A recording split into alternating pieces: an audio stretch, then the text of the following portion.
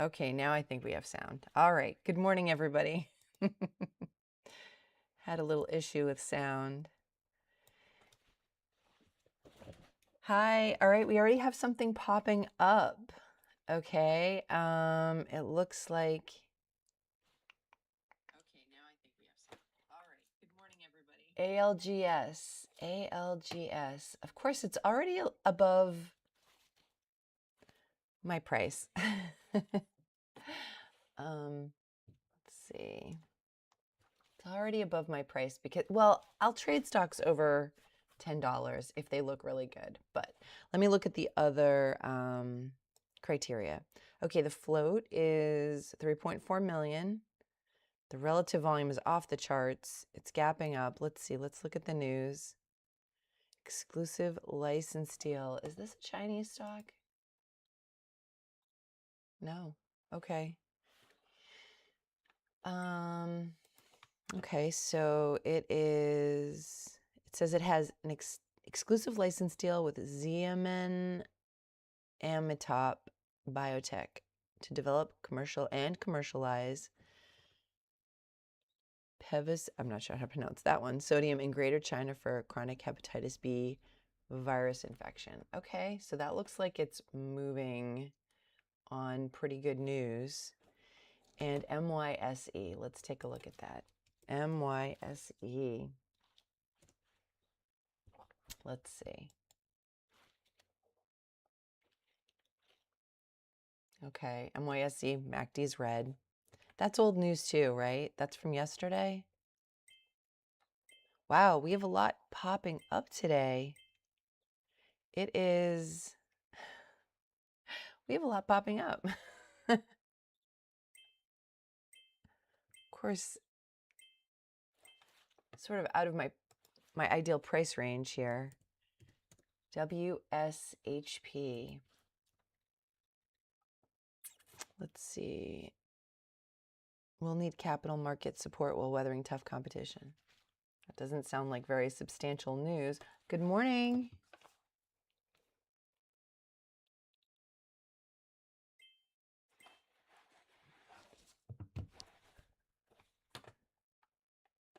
We've got some things popping up, but let's look at the okay, so WSHP, the float is only 1.3 million. The relative volume is high. It's gapping up. Price is a little high for me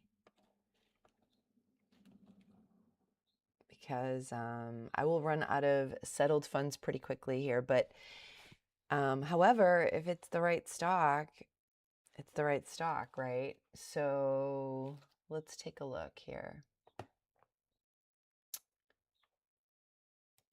ALGS is cheaper, but now the MACD is red.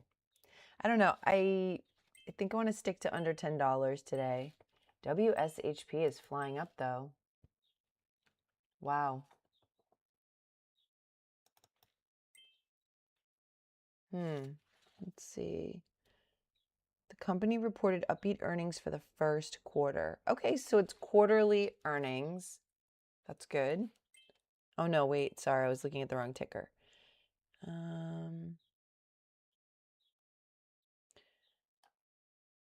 They will host their fourth quarter earnings webcast on Tuesday. I mean, I'm not sure that's great news. They're just announcing that they're going to host a webcast about their earnings.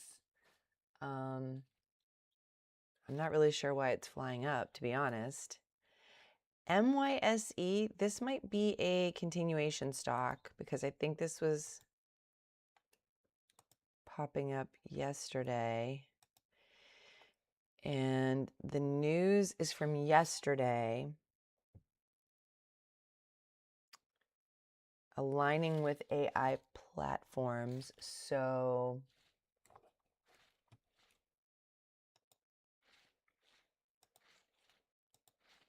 the problem is it's not really doing much right now, and the price action this morning is looking pretty rough.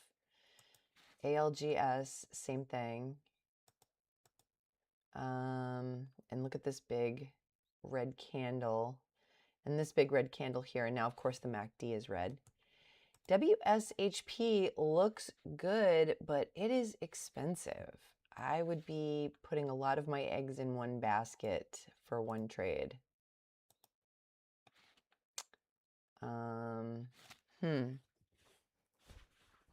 You know, the market is strong today, according to the internet. Things were strong yesterday. Things are strong today. I'm going to stick to stocks under $10. Because if I spend a lot of my settled funds on this one stock, especially if it goes south, I'm going to be really disappointed, and it's going to limit my ability to trade for the rest of the day. So I am going to use some discretion and stick to stocks under $10. So, so yesterday everything was bullish. Let's see, I wonder how futures are doing this morning. That can often be an indicator.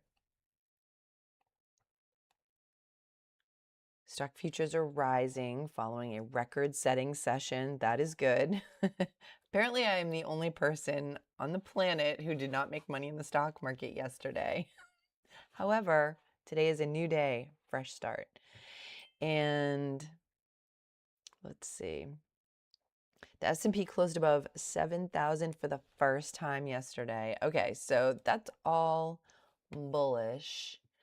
So I'm going to hold off. I'm not going to trade stocks over $10. If it's the most obvious stock of the day, then it will kind of stay in the running. Let's see, we've got a high of day of 1868. That's at the top end of my ideal price range. So,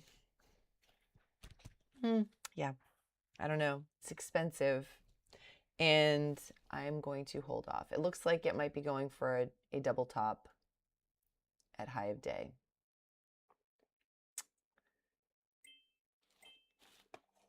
Let's see. MYSE might be making a comeback. Let's see. All right. It looks like it's trying to make a little bit of a comeback here. But MACD is red. And that is absolutely one that I will stick to no matter what. Hot market, cold market. I have just been burned so many times over the last year by trading when the MACD was red. So I really, for me, I trust that indicator. Okay, so it looks like it's popping up, but I'm waiting for the MACD to go green, which it looks like it's flipping now. So I am going to look for a bull flag pullback on this.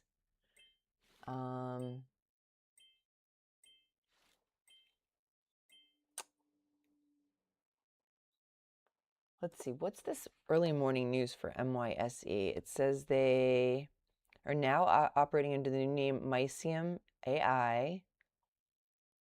The company's core technology platform will integrate its proprietary artificial intelligence technology into messaging and social media platforms. That all sounds good. So right now, MACD is green.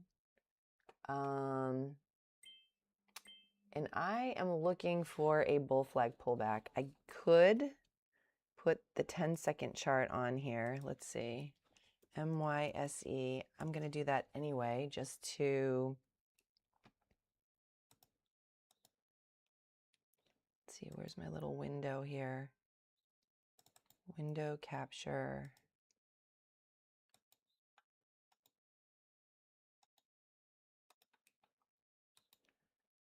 I will have to streamline this process to find an easier way to do this every day. Let's see. Is this it?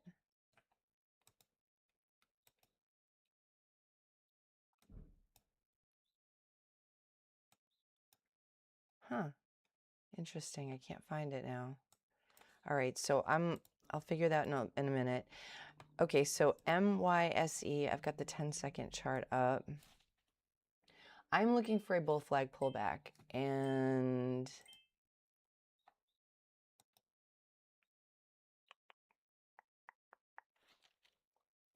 looks like it might be happening now. But even though these 1 minute candles, the price is going up, this one, you can see the candle's shorter, right? And, oh, here we go. All right, it did. There we go. All right, now you can see my 10-second chart. So, and the volume is pulling back. So I'm going to look for a bull flag pullback on this one, I think. And looking at the ask, I don't see any major sellers on the ask. Let's see, we're already over the 200 simple moving average, so that would be support, not resistance, right? And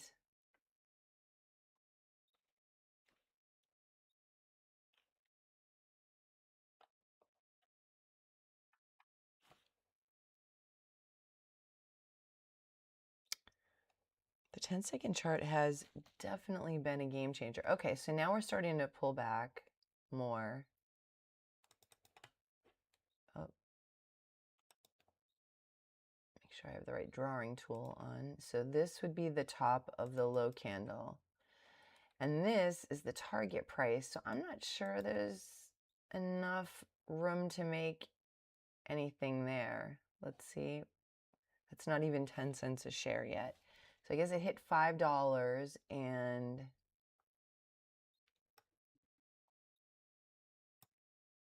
oh, last night after the market closed, MYSE ran up and hit 505. So right now it just tapped that same level. ALGS is trying to make a comeback, a break over VWAP.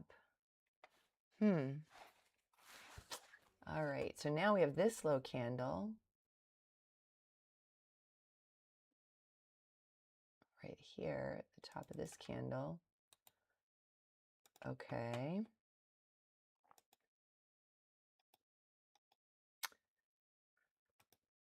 So this would give me 20 cents a share. So now I'm looking for an opportunity to get in here. I'm looking for a break over 480, and my target would be 5. All right, let's see what's going on here.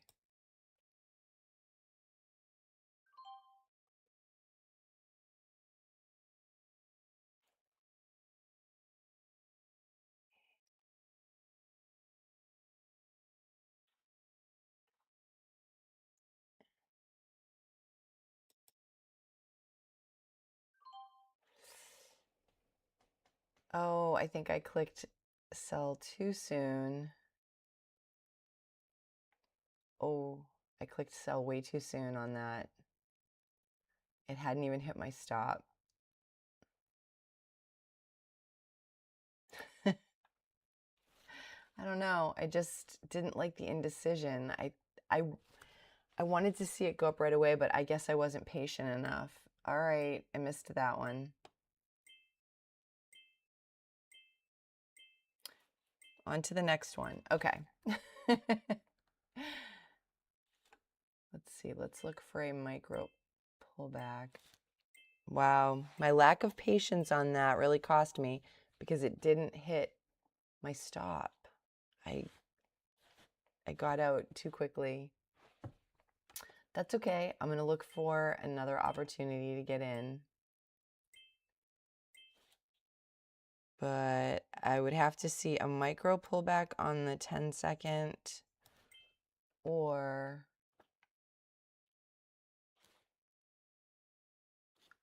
let's see. We're almost done with this candle. Looks like it's pulling back a little bit.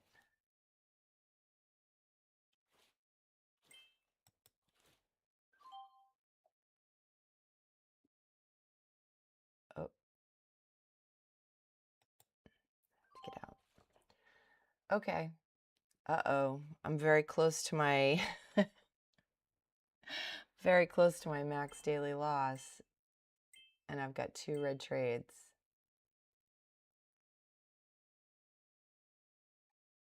Already. Okay, so that was a bull flag pullback fail and a micro pullback fail. So, I'm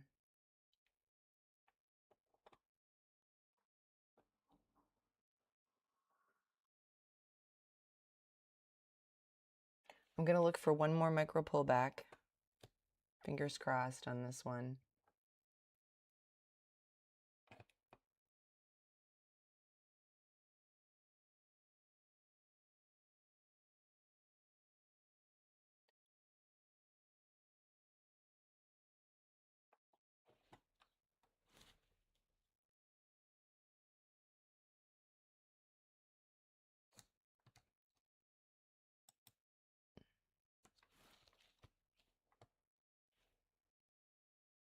So the volume's pulling back here, but the price is still pretty high. 578.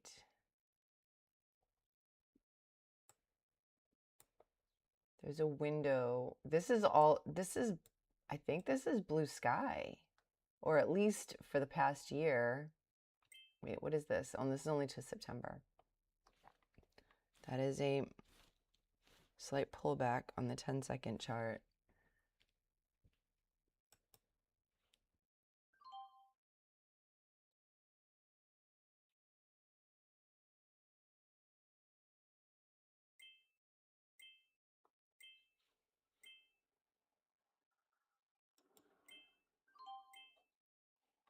Okay, so that was a slight pullback on the 10-second chart.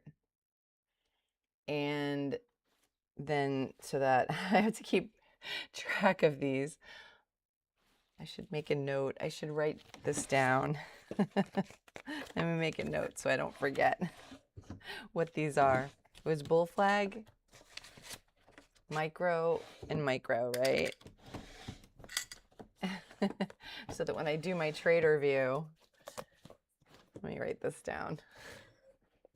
I hate when I forget the setups. All right, so it's going to be, got my little trading journal here.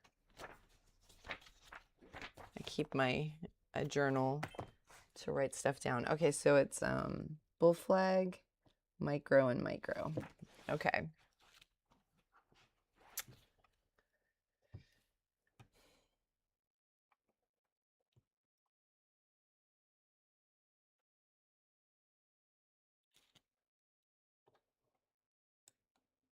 So let's see.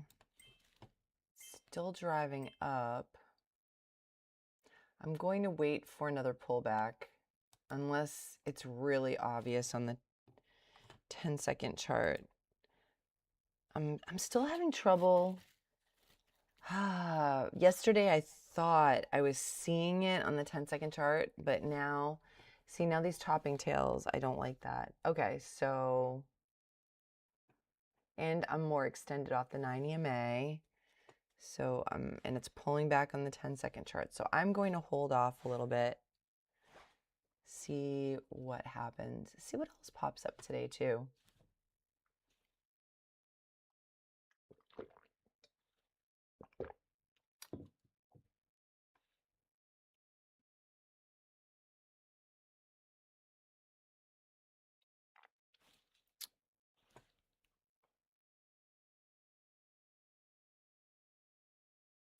All right, so now this would be the top of the low candle. Good morning, James.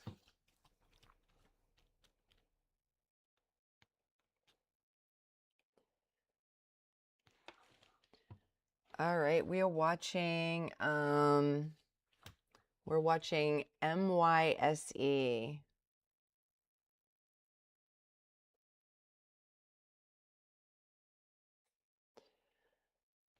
We're watching MYSE. I'm looking for a bull flag pullback on this.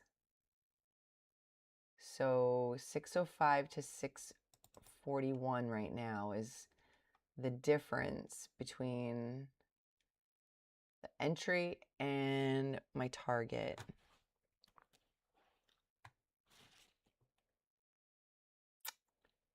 So that has some potential. However, let's see, we've had one pullback. I would call this a micro pullback. And this might be the second pullback on the 1 minute chart. I'm thinking, whoops, why won't my little, there we go.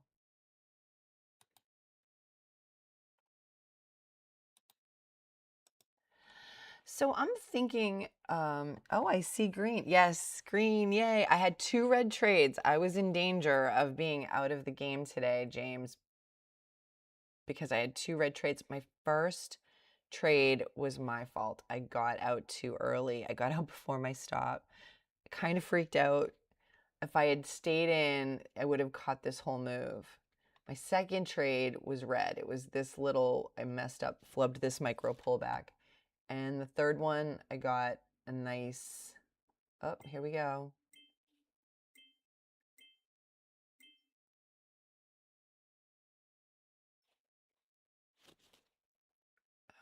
No big sellers on the ask, but I don't really see the price. It's just popping up. 584, 83, 82, 81. Let's see.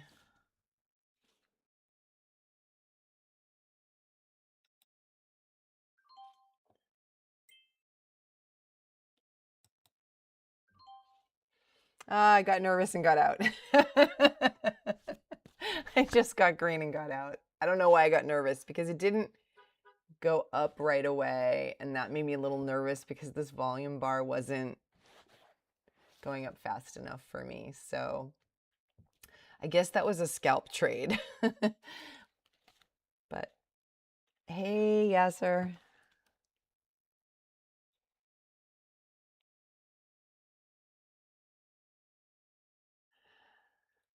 So, all right, to bring you guys up to speed, I've had 4 trades, 2 red, 2 green. I haven't put them into trader view yet.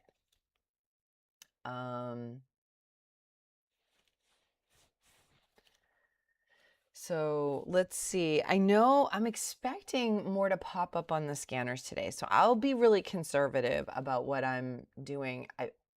I cut my winners off to this first one. I sold before my stop, and then I would have had a nice winner on that one, but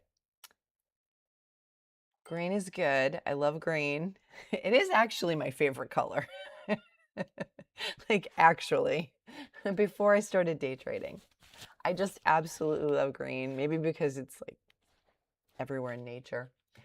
All right, so this was a little bit of a false breakout, I guess. Good thing I got out on that.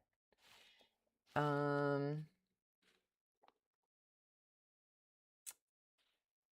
gonna be patient because I think there will be opportunities today. BIRD, BIRD, it was so hard to watch everybody's recaps and trading videos on YouTube yesterday because I lost money on BIRD. Definitely the only person on the planet who lost money on BIRD yesterday.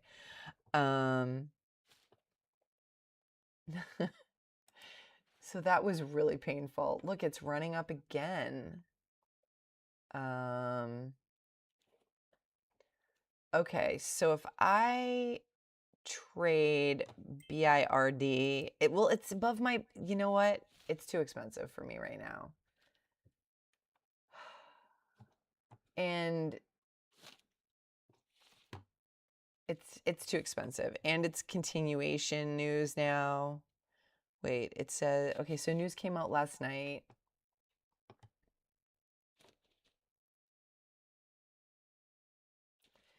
this point, I'm sort of wondering, and what I didn't see now here, it says hard to borrow, right? But when I watched Ross Cameron's recap yesterday, I thought he said it was easy to borrow. Wasn't easy to trade. Yeah, I mean, I didn't think it was easy to trade. I felt like it was really tough. I felt like it was a struggle. I thought Ross Cameron said it was easy to borrow, but on Thinkorswim it says hard to borrow. Maybe I was misunderstanding what he was talking about. I was really tired when I was listening to his recap last night. Yeah, I will probably stay out of it because then I might be out for the morning if I. So let me see. Let me put my trades into Trader View and see. Take a look here. I've been keeping track of what my tags should be. I'm getting smarter on that because it's hard to remember. All right, now bird looks choppy with topping tails. Okay, so if we go back to MYSE, this was a false breakout, and I'm glad I got out when I did. So I think the first one is the only one I really messed up. I could have, I think, gotten a green trade on that, but let's see. I'm gonna put my trades into Trader View.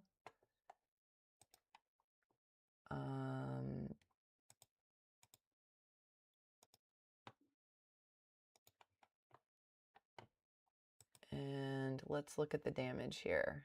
All right, so 50% accuracy. Again, my accuracy. I got nervous on this first trade. Yesterday just messed with my head, to be honest. That was definitely an emotional reaction because I sold before it hit my stop. So this was a micro pullback. Okay. This one, I'm going to have to take a closer look at that. That was a mess. And this was a great trade, which fortunately flipped me green. This one was a great trade. I didn't panic sell like I did on the first one. And this one, I did get out when I felt like it wasn't moving up high enough. Okay, I didn't feel like it was moving up fast enough, and I got out. So let's look at the damage today. All right, we're green on the day. Woohoo! Easy to borrow on Lightspeed does not mean easy to borrow on Thinkorswim. Yes, I am realizing that. That's a good point. It's like broker by broker, right? So does that mean that, but still, if like enough brokers are saying it's easy to borrow, then there are going to be more people shorting it on that platform, right? That's a good point. Thanks, James. All right, so right now I am 50% accuracy and I am green. Woohoo! I'm green. Oh my God. And let's look at what's going on for the week. All right, so for the week, I have flipped green, and for the month, I am green. Wow, these are tiny numbers, but I am just happy to be green. Now, I am green, and I am not going to give that up easily. If I take a trade and I have to stop out at 10 cents a share, I could lose everything I just made. So I'm going to be really conservative about my next trade. Let's see.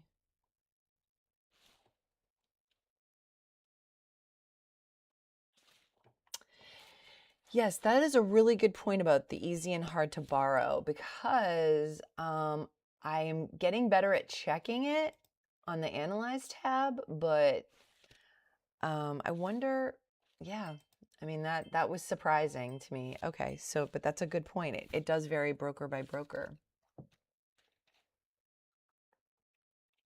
I wonder if it's more likely for short sellers to be on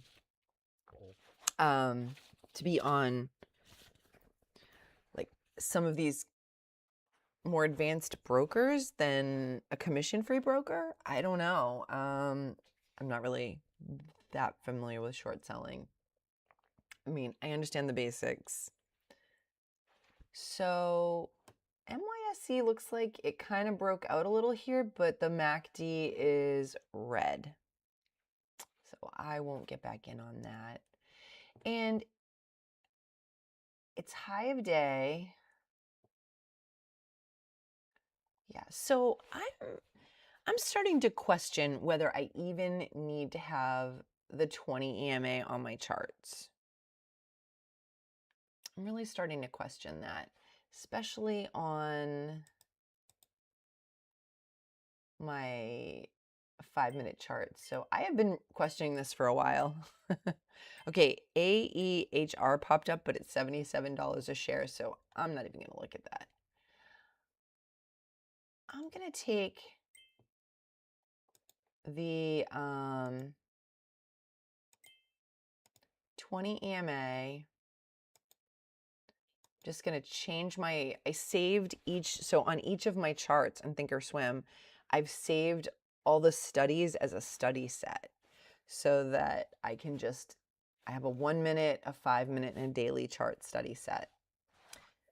So I'm taking it off my 5 minute, and honestly, on my daily chart, I don't use the 9 EMA or the 20 EMA. I recently put them on. I'm starting to get very minimalist about things. I'm wondering if that is chart fatigue. You know, you try so many things as a new trader, right? You try all these different things. There's so many different approaches to trading out there, and there are different systems. And I have been following Warrior Trader's system. However, I'm feeling like maybe simplifying even more as far as my indicators go. The 9 EMA, that is definitely on my 1 minute chart. And maybe, but do I need, like, I never trade off of the 20 EMA. So, all right, let's see. CAPS. CAPS. Whoops. My C key sometimes has been sticking, which is very annoying. All right, CAPS, it's under $1, so it doesn't quite meet my criteria yet, but it could run up. All right, so let's look at its other attributes. The float is under 20 million. The relative volume and the gap are good. And let's look at the news. It report, let's see, got 54% revenue growth and 4 times earnings before interest, taxes, depreciation, and I can't remember. What's EBITDA? I haven't done that in a while. Earnings before interest, taxes, depreciation, and I can't remember what A is. All right, but that seems like really good news. All right, it's not over $1 yet. I will probably wait.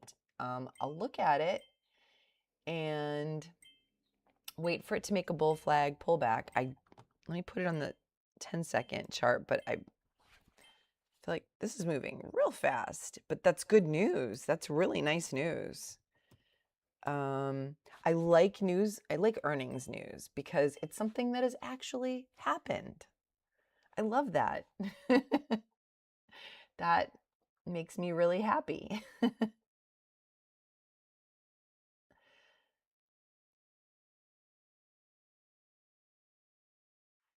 All right, so we're pulling back on, still not over $1 yet. So I'll probably wait because I really do think there are going to be a lot of opportunities today. So that we had a micro pullback on this, and now it's driving higher. Micro pullback on the 10-second chart. Oh, look at that. That would have been an opportunity if I were willing to trade it under $1, but now it's kind of pulling back again. So let's see, is there any resistance here? The 200 moving average is way up here. So that could be a point of, let's see, $1. It's over $1. So I will consider trading it at this point. Okay, I'm going to wait for either a micro pullback on the 10-second chart or a bull flag pullback. I would prefer a bull flag pullback. I might hold out for that. I would prefer that. So I never trade off the 20 EMA on the 1-minute chart. So I'm wondering, do I need it? I don't know. Oh, it had this momentary pause, right?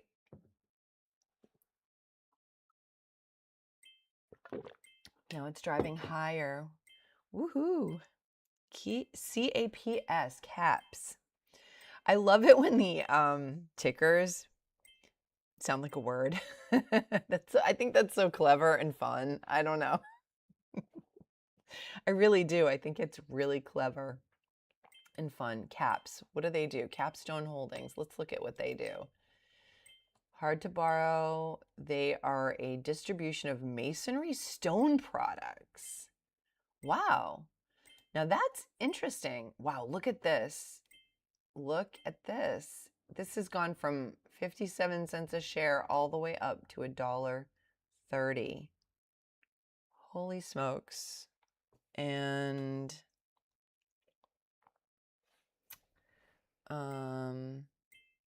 wow. It keeps taking like a momentary pause, and then now it's pulling back on the 10-second chart, and it looks like a bull flag. So this is maybe a potential entry for me. I am going to look for a bull flag on this one. All right. So the high is 130. The top of the low candle right now is 126. So that's not a lot. I would want it to pull back more. And if I do take this trade, it's going to be a quick little trade. Okay, it's pulling back on the 10-second chart.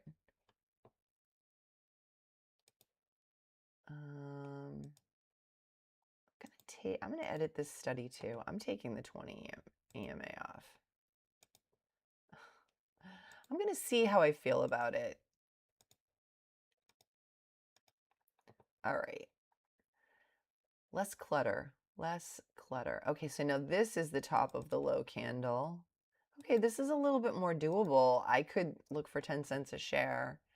So it's still pulling back on the 10-second chart. I have to clean up my 10-second chart too because I have a lot on there. What is all of this?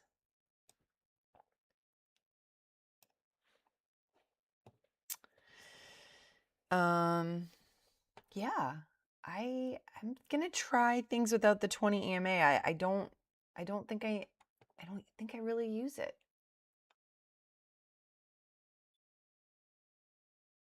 And I think it just maybe clutters up my chart. I was going to do a video on it, but oh, here we go. Let's see. This is the top of the low candle now, right here. Remove.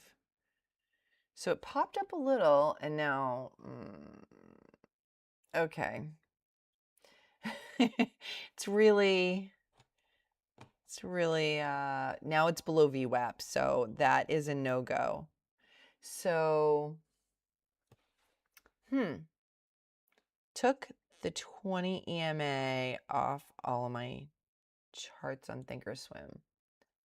I don't really trade off of it. I do use VWAP. I use the 9 EMA. I think I just had the 20 EMA on it out of like habit.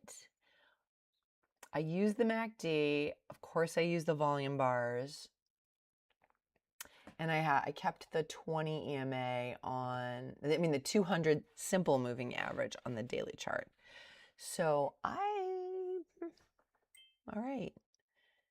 MYSE might be making another move. Let's see. But yes, the price is going up. However,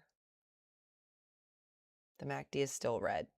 That one, VWAP and MACD and the 9 EMA, I just find myself using them a lot. And the 200 simple moving average on the daily chart.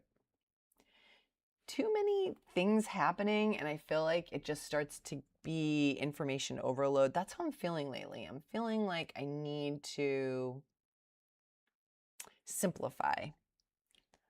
I'm a minimalist in my real life outside of trading, and I've been feeling like whenever I feel overwhelmed, I feel like that's the time to simplify. What's not necessary? What's essential? What is really moving the needle forward for me on trading?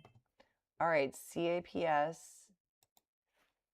is tapped the 9 EMA and it's back above VWAP, kind of. Oh, no, it's battling here. So I'm going to watch this one because this would be, well, now it's not over $1 anymore, but if it goes back over $1 and it goes back over VWAP and the MACD is green, I will consider getting in because I think this stock has fantastic news. 54% revenue growth. I mean, that's crazy.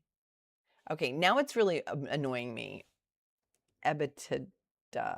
I can't remember what the A is for. I know it's earnings before interest, taxes, depreciation, and amortization. Amortization. That's killing me. That was killing me. Going back to my old accounting days. Okay, so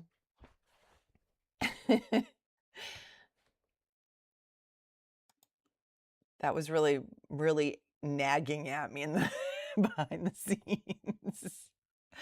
Let me see if I can take some of this visual clutter off of, do I need to have I don't need the float on here.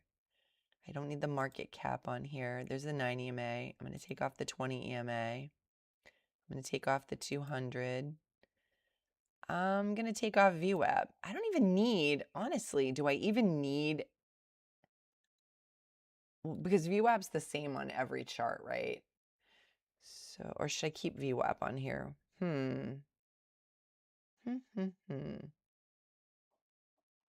don't know. Let's see what happens. I think the 9 EMA is helpful to keep on the 10-second chart. Okay. The 9 EMA is like, yeah, important.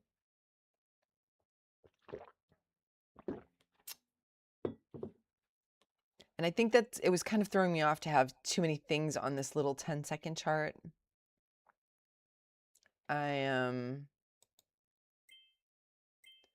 Let's see, save layout. Okay, I'm not sure. I'll have to figure that out. Okay. Okay, so CAPS is, wow, this was a very long pullback. And we are about, looks like it's not quite 50%, but we'll see. I don't know. On the 5-minute chart, I don't like this like tall topping tail. That's all this here, right? This part here. Let's see, 1, 2, 3, 4, 5 is this chart, and then 1, 2, 3, 4, 5 is this candle. Yeah. I don't know. I'm not loving it. Okay, so let's see what else. I'm surprised more is not popping up with how the market is today, but maybe it's not translating into small caps.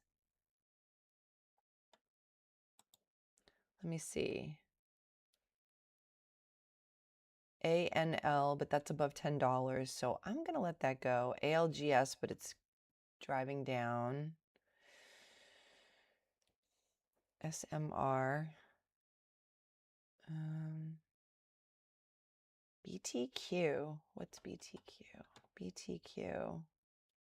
Oh, but the float is too high on BTQ. Okay. Isn't that like a K-pop group? Oh, no, that's BTK. My daughter, she likes K-pop. That would be really funny, though, if a K-pop group, do they, are they publicly traded? That would be really funny. Okay. Let's see. All right, let's go through the list here. MYSE.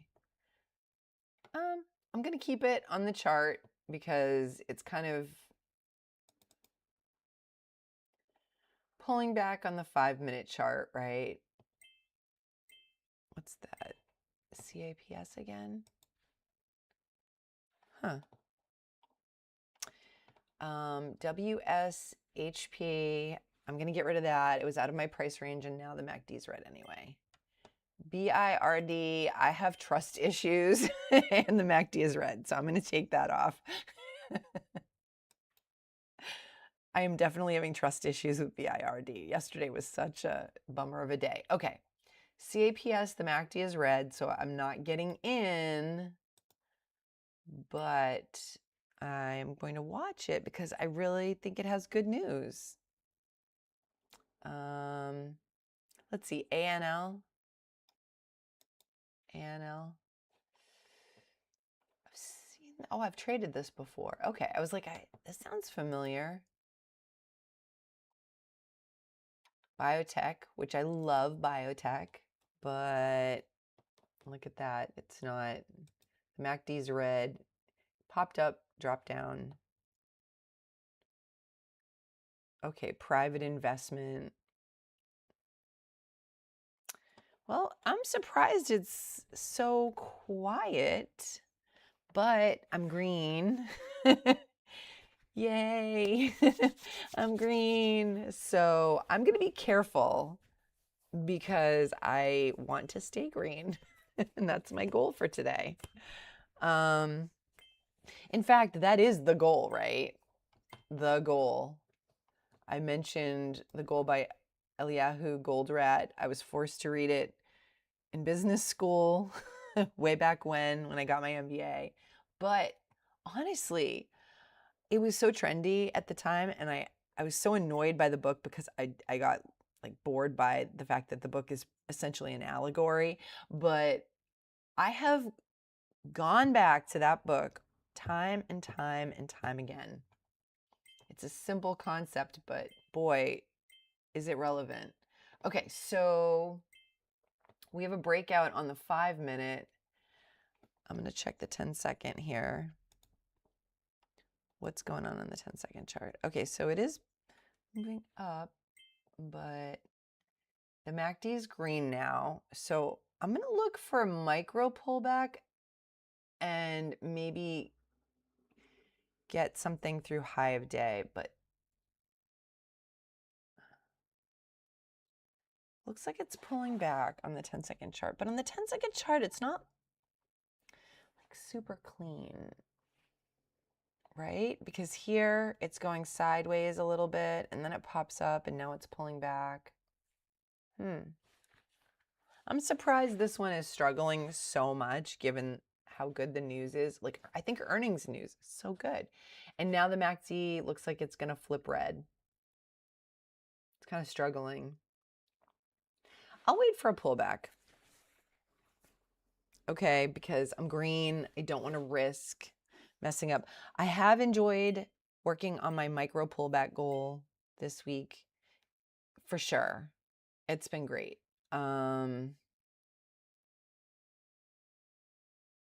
It's been honestly an incredible learning experience, but I'm feeling like having a making money experience today. If I see an obvious micro pullback, I will take it. Like, I took 2 of my trades were micro pullbacks today and 2 were bull flags. So when you watch my recap later, if you watch my recap later, you can see how that went.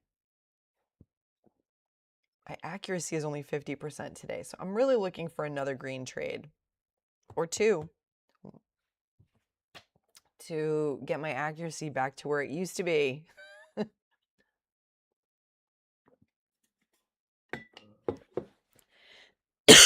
Excuse me.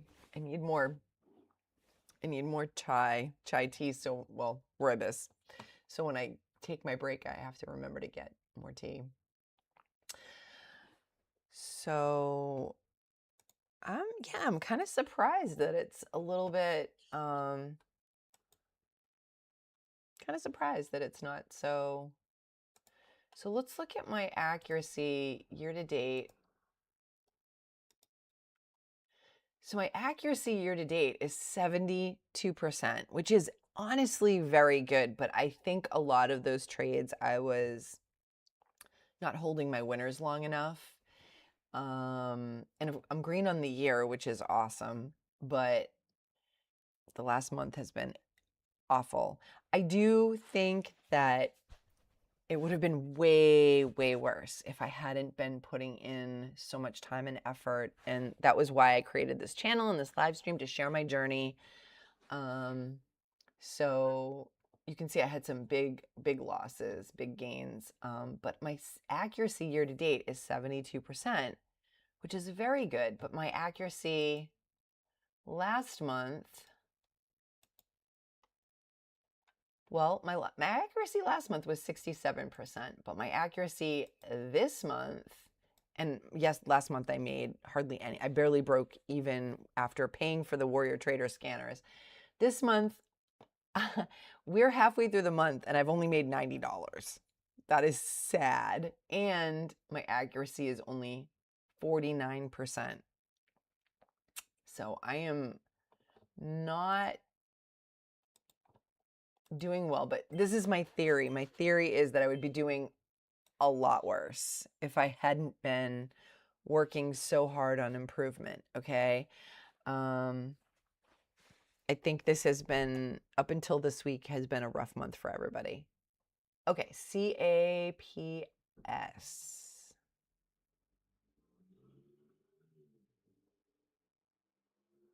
CAPS. Yes. So I'm close to breaking the $4,000 mark for my on the year. So come on, April. I'm in this to make money, right? But I do think I would have had a lot more. I think I would have been honestly red last month if I hadn't been working so hard on improving. And this channel is helping me a lot. And you guys are, oh my God, you guys have been amazing. And I love that you're putting comments in the chat, because if you have something to say, I'm interested to hear it. And I'm sure everyone else is interested to hear it, right? We're helping each other. I'm new. I've only been trading for a year. So I'm sharing my journey. I'm not telling you guys what to do. I'm sharing what I'm doing. And if you guys share what you're doing, we can pool our knowledge. It's just, trading can be very solitary, and I felt kind of lonely. And so this has been really helping. Okay, so CAPS never really got it going. The MACD kind of flipped on this candle, I think, for half a candle, and then went right back to red. So MYSE looks like it's trying to climb back up. Okay, it had this breakout on the 5-minute chart, but the MACD is just barely flipping green. So I'm going to watch this one again. I'm going to look for, so I'll switch my 10-second chart now, MYSE. I'm going to look for a bull flag pullback. Oh, but I don't like these topping tails here. I don't like these tall candle wicks. I have been terrible about memorizing the names of all of the different candlestick types.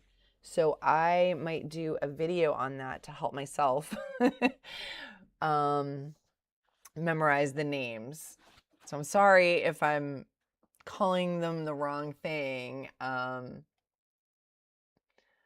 I know there are shooting stars and gravestones and dojis and all of that, but I keep forgetting which is which. I mean, I know what the doji is, right? There's a hammer. Let's see, what else?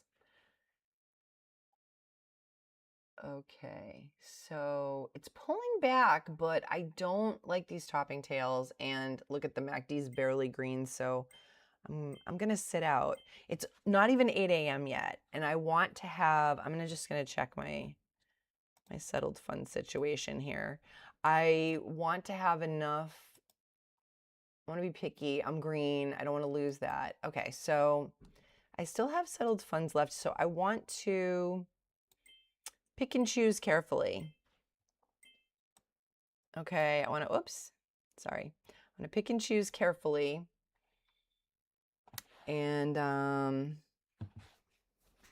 want to be selective because I don't want to lose my green day. I'm so excited.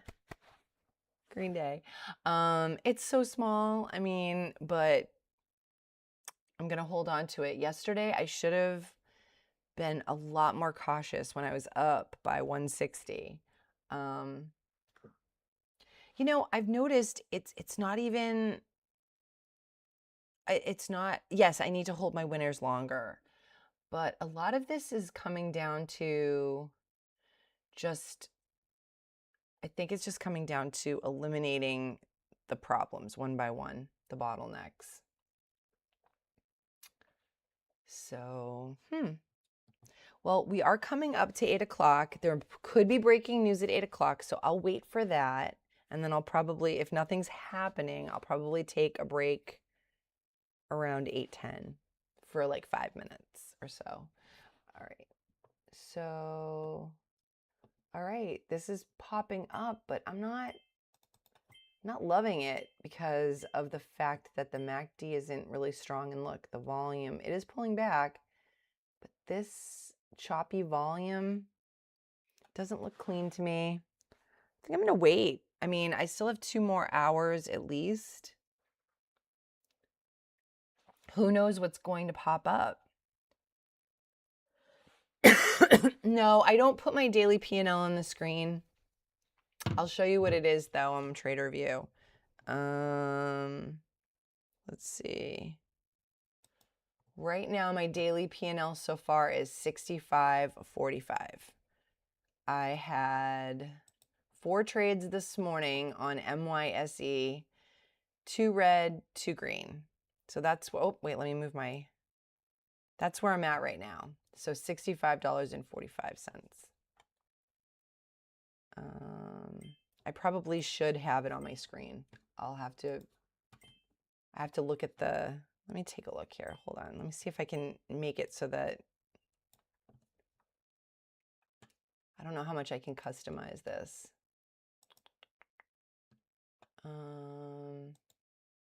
Customize gadget.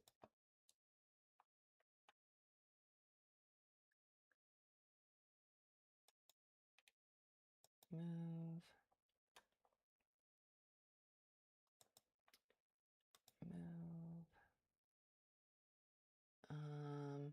I can probably put that in a watch list, right? Wait a minute.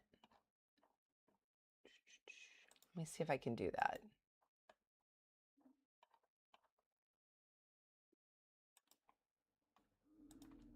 Let's see.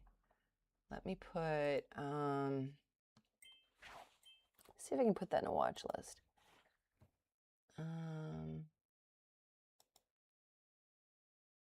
Oh, it only lets you do one of that kind of watch list.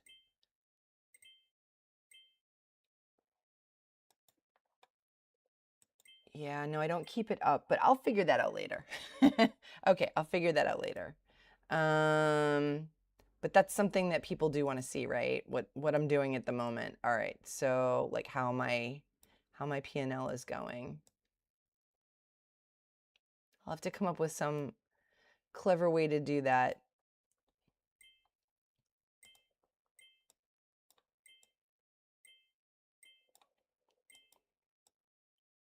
There we go.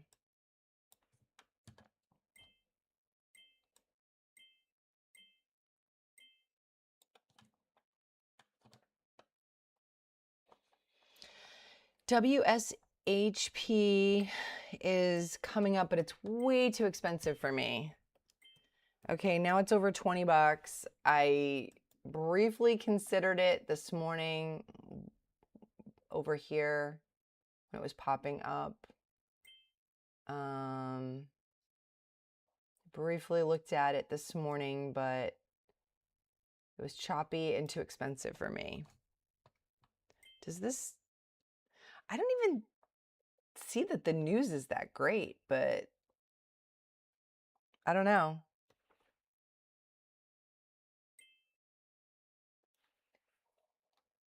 All right, I will figure out how to do that so that I can just put just that on the screen because that would be nice to see, of course. All right, then when people hop on, they can just see it right away.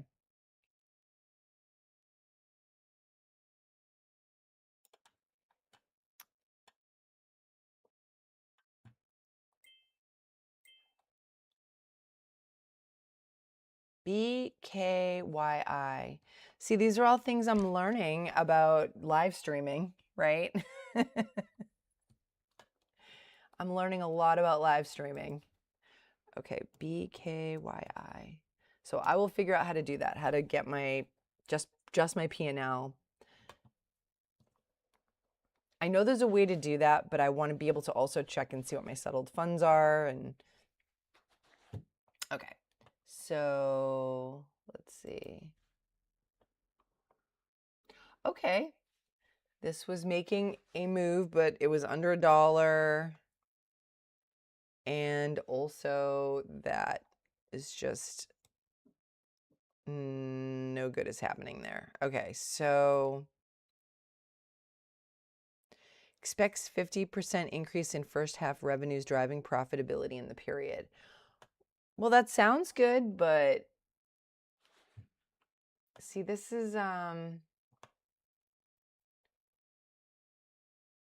yeah, look at this big red candle. That's terrible.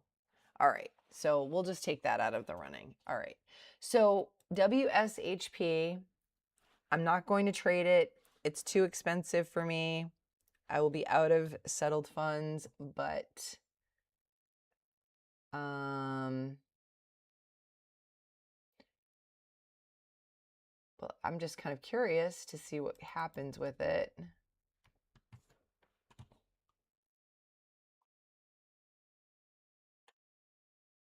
Let's see if there's anything else on the top gainer scanner. I use Warrior Trading scanners. Don't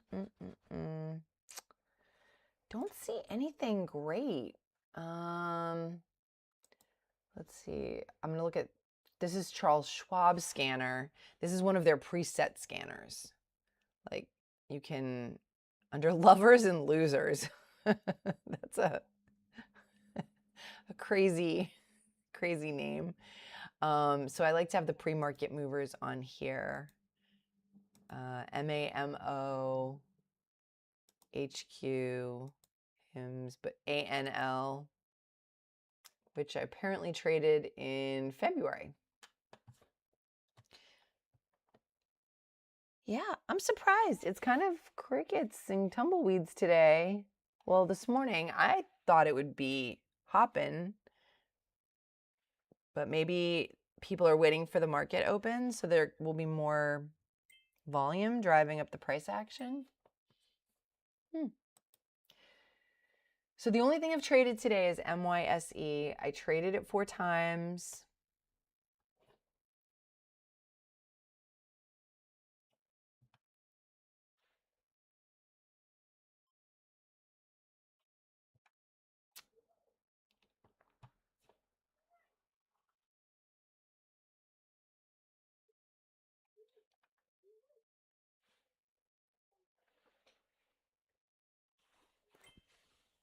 All right.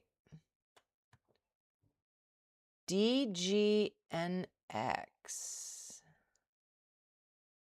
DGNX. Oh, the float's 51 million. Okay, so that's too high for me. DGNX. This one I wouldn't trade because look at, so even though it says 209 million outstanding shares on Thinkorswim, it says on Warrior Trading Scanners that the float is still 51 million. That's still too high. So that would be out of the running for me.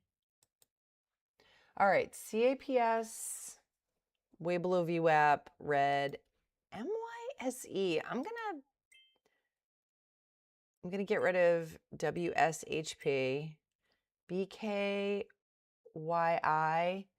yeah, that had potentially good news. I mean, it's not really like actual earnings, but DGNX floats too high for me. So BIRD, that is pretty much going on yesterday's news. So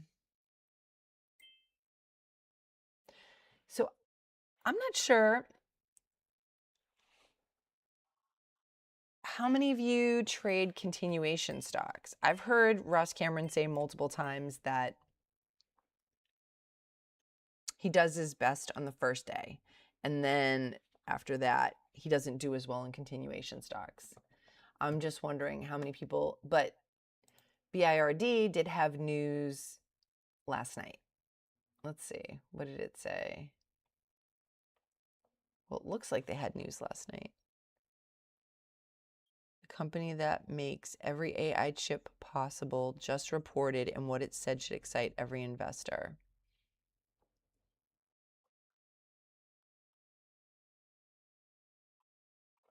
Yeah, no, so this is like basically continuation. I think the only thing at this point that I would be interested in trading would be MYSE if it makes a comeback. WSHP though, this is a bit of a drama. WSHP, I'll put it back on. It's up to 25. Wow, I actually considered getting in on this when it was under 20. Oh my goodness, 30. Wow. Of course, the 200 simple moving average is at $41.44. So it could go up that high, right? Wow. It's just flying up right now. Although it's pulling back. Wow. Okay. Yeah, I wouldn't do that, but I'm curious how high it's going to go, if it's going to hit the 200 simple moving average. Wow. So I thought about getting in way down here. I said, oh, maybe I should look for a bull flag pullback. It's charts,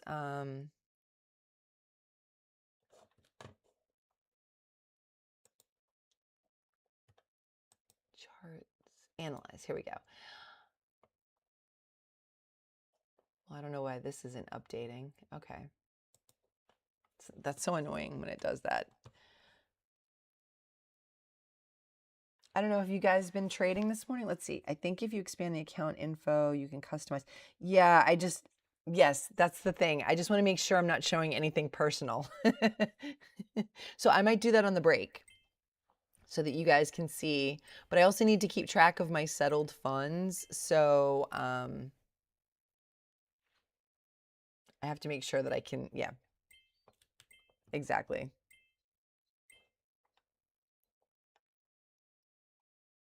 Actually, you know what I can do is I'll do this. Let me fiddle with it for a second. Give me a second. Here we go. Actually, you know what? It's fine if you see my settled funds. Just don't want, let's see, available funds for trading. Let's see. Okay, there we go.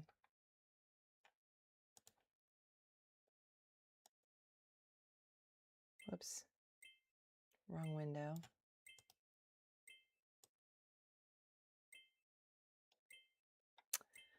Uh-oh. Where did I go?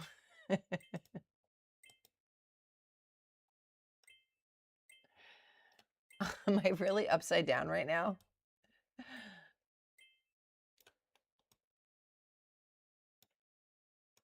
There we go. All right, so let's see. Can you see my P&L for the day? It's tiny. And then I can see how many settled funds I have. I took everything else off. And so now, oh, but this shows, see, this isn't going to help because this shows I have some things that I'm holding long term in my account. So it won't show just my things that I've day traded. So that number's not accurate. Let's see. So we will, oh, wow. Well, I was fiddling with that. I have to figure out how to just have my day trading P&L because I have a few things in my account that I'm holding longer term. That is, that's unfortunate. Now look at that. The simple moving average is $41.44 and it went right up. It tested that level right up to there and then popped back down. And let's see. But if you look at where it's been trading, are these numbers accurate? Wait a minute.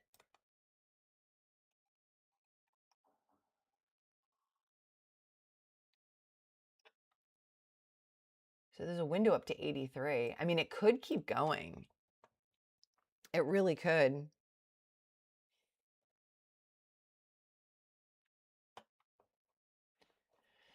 Yeah, let me figure out. So that incorporates some things that I'm holding longer term in this account. So it doesn't show like just my day trading stuff. So I will have to find a way to do that. I'm just running out of real estate on my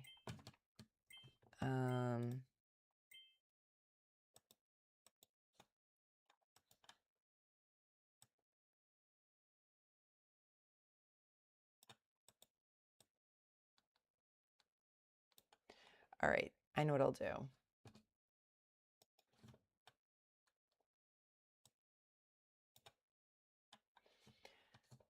Let me put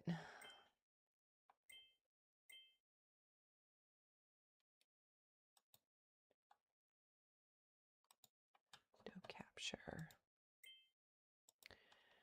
Do. Is it this one? Nope.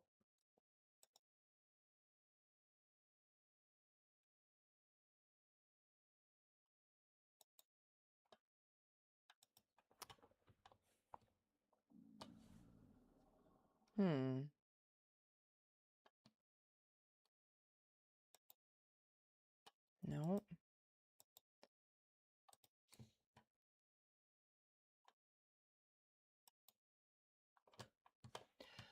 Yeah, I will have to figure this out. I'll figure out how to put my trader view on there so that you can see my P&L. I'll try to figure that out before tomorrow because that would be helpful. But my P&L on this account shows more than just my day trading stuff. So it's not like an accurate total of my P&L. So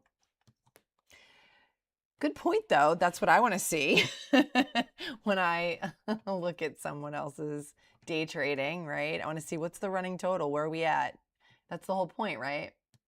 So, all right. So WSHP. Boy, I feel really bad for people that bought up here.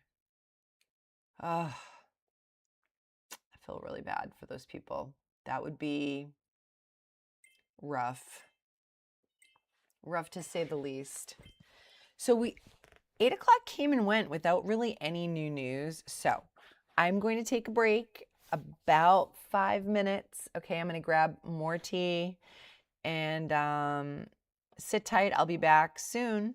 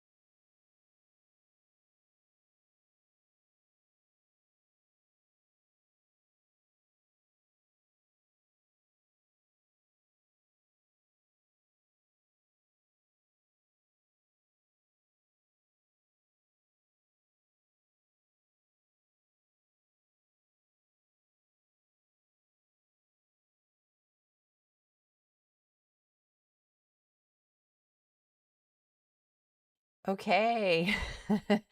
I am armed and dangerous. I have Rooibos chai with me. All right, let's see. All right, I am determined to figure out this P&L thing for you guys. So let's see.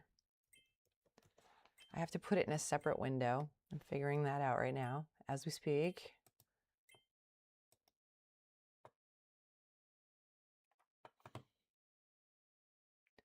Okay. So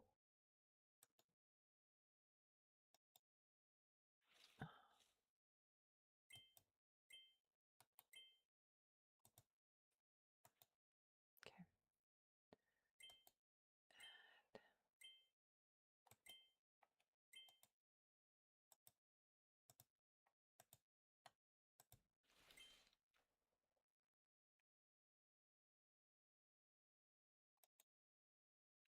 No. Huh. There we go.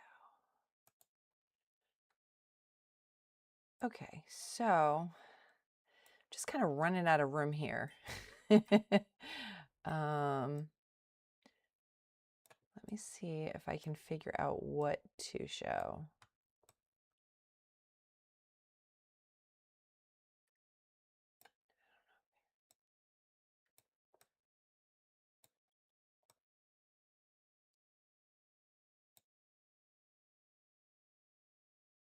Because I guess you don't need to see any of that. All right, so now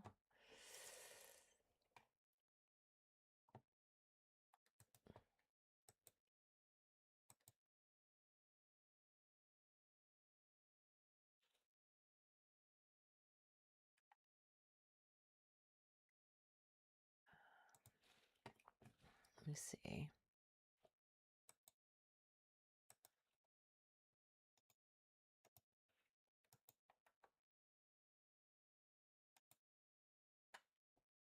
Just trying to see if how I can show my P&L for the day.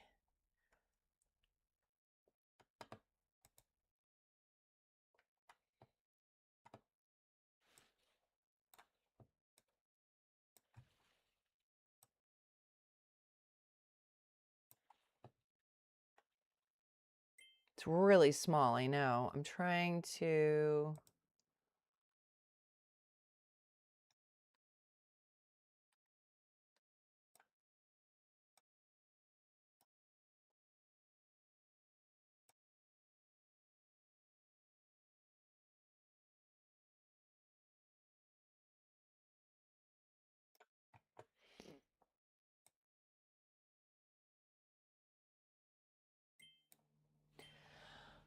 All right, so for now, I think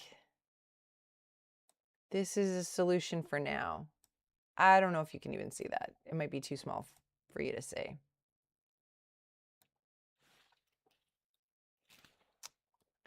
But that's what we'll go with for now. Oh, the problem is if okay, wait a minute. I gotta make sure I keep that open. All right, the problem is I'm gonna have to change that when I upload my trades, but I haven't taken any more trades today. Okay, so Yasser, I don't know if you're still on, and I don't know if you can see it, but this is my daily P&L from TraderView.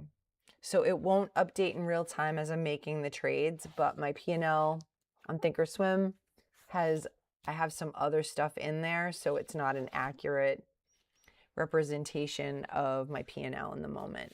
So once I sell off that other stuff, then it will be. But for now, it's not. So, but this at least gives you a running total of where I'm at today. So today I'm at, I mean, I wish I could keep the whole TraderView screen up, but then it would block the level 2 and the time in sales, and I'm already kind of blocking the active trader window. Let's see.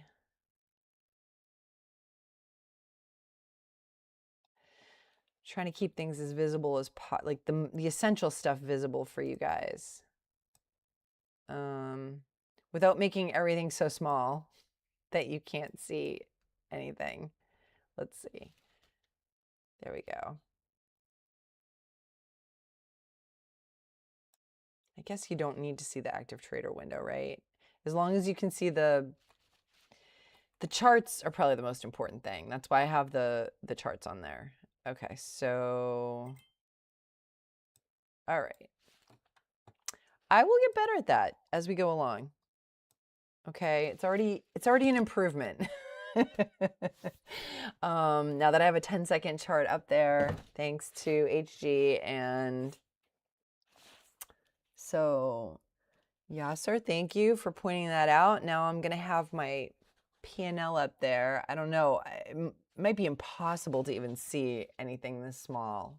That's the other thing I have to kind of figure out, but I'll get there. Okay, I'll get there.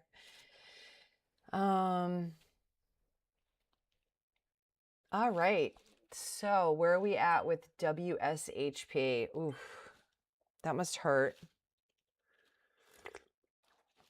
for people that were hoping it would go up, but you know, the 200 SMA was right here, so I don't know if you were on earlier, but I took the 20 EMA off of my charts. I haven't been using it, so I took it off. And I know that there are a million indicators I could be using, but I just decided, okay, I'm taking it off. All right, so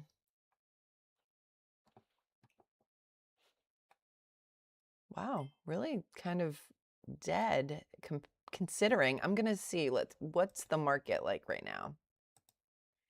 It was great earlier. How is the stock market doing today? April 16th. Futures are trending slightly higher. All right. Okay. So that's pretty good. Corporate earnings are coming out for Netflix, PepsiCo, Charles Schwab, Thinkorswim. That's what I use. Okay. And all right.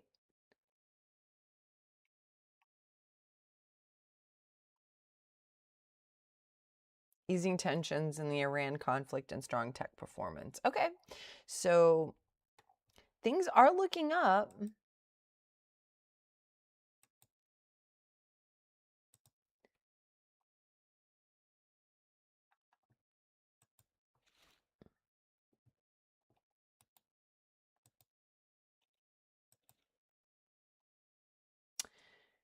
So,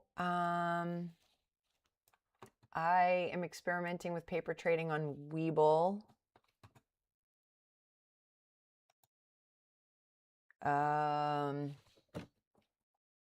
Haven't really had the time to set it up. I made one or two, obviously, tiny little trades at one point. So, but just so you guys know, I am working on that as well. I want to get that up and running so that we can, I can use Webull during the 4 to 7 a.m. window, Eastern Standard Time. That's where I am. I'm Eastern Standard Time. Especially for traveling. So I'm traveling Sunday. I'll be traveling for over a week. And I will be doing my best to live stream as much as I can. I will definitely be trading next week. At least 4 days. There might be one day. I have some content prepared to post just in case, but I'm going to try to live stream as well. So I'm excited because I haven't done that abroad yet. AGAE, again under $1, but let's just check it out. Whoops. AGAE. Let's just check it out. AGAE. Okay. Let's see, what's the news? Entertainment issues, supplemental update. Whoops. Regarding strategic progress.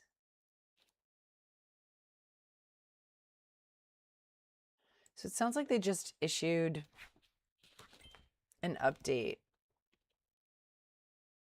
in light of the elevated trading volume and the company's common stock following its previously announced strategic transfer. Okay, so they're just kind of stating where they're at. Okay, that's like me coming back from my break saying, currently I'm drinking rooibos chai. They're just saying this is where we're at.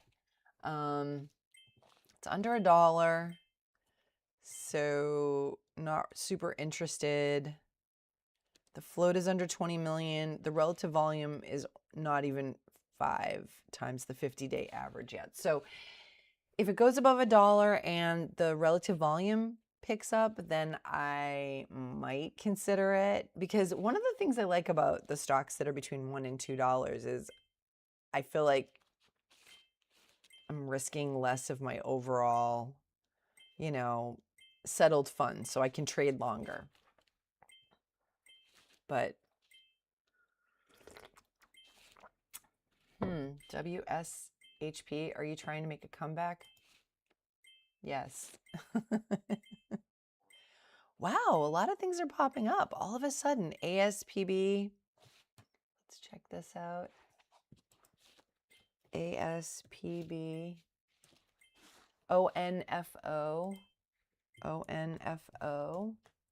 All right, ASPB. Wait, did I put that in right? ASPB. ASBP. There we go.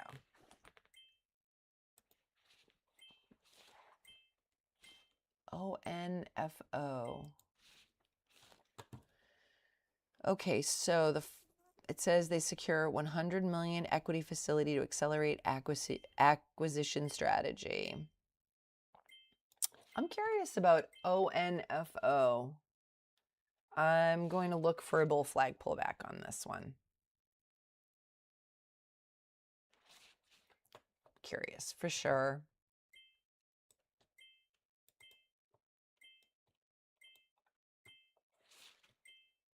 So it's going up.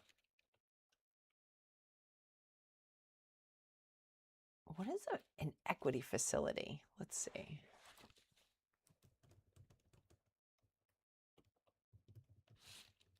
Looks like it's pulling back already. An equity facility is a contractual agreement allowing a company to sell shares to an investor on demand at predetermined terms over a set period. It acts as a flexible standby capital source, offering the company control over the timing and amount of capital raised without the immediate debt burden of a traditional loan. Huh. Okay.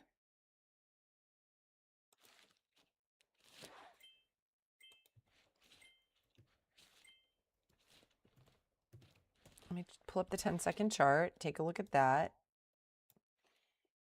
Okay, and it is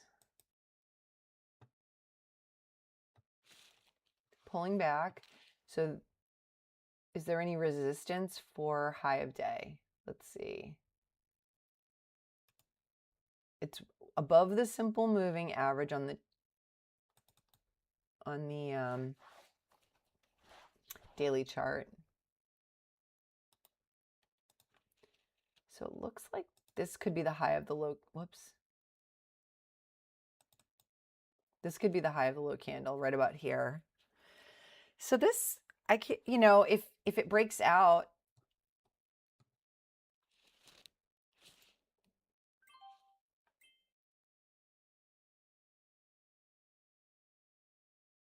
I got in too high for sure. I got in too high. So I got out. It's the second I saw it was green, I got out. And I probably should have ridden it higher, but I realized that I got in too high and I didn't like that at all. So right now I'm looking for another pullback. So that was, I'm going to call that a micro pullback.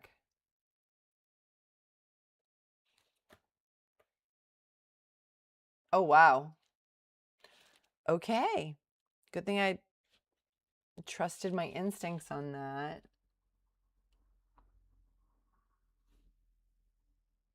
All right. Yikes. So, I'm going to add that to my trader view. All right. So let's see. Let me go to trader view.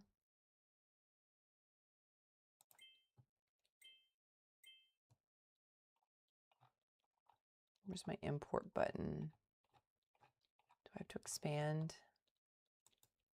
Here we go.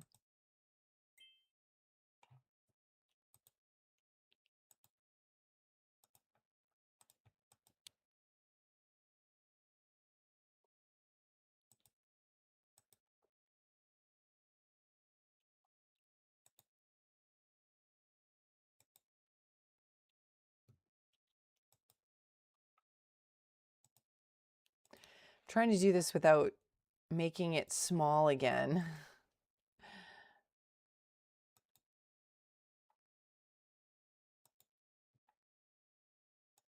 I'm trying to find that screen that I had for you guys.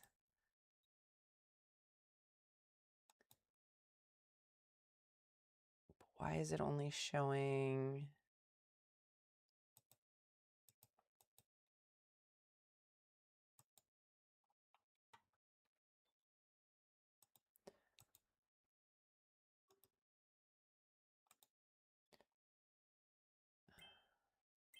Here we go. All right, $78.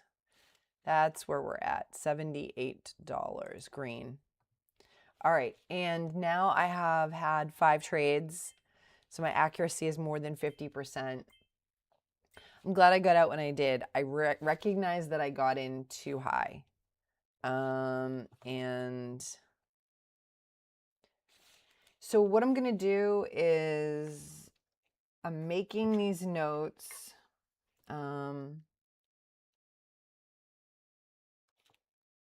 And I'll add them to my trader view. And then before I do my recap later, I will kind of analyze the whole thing.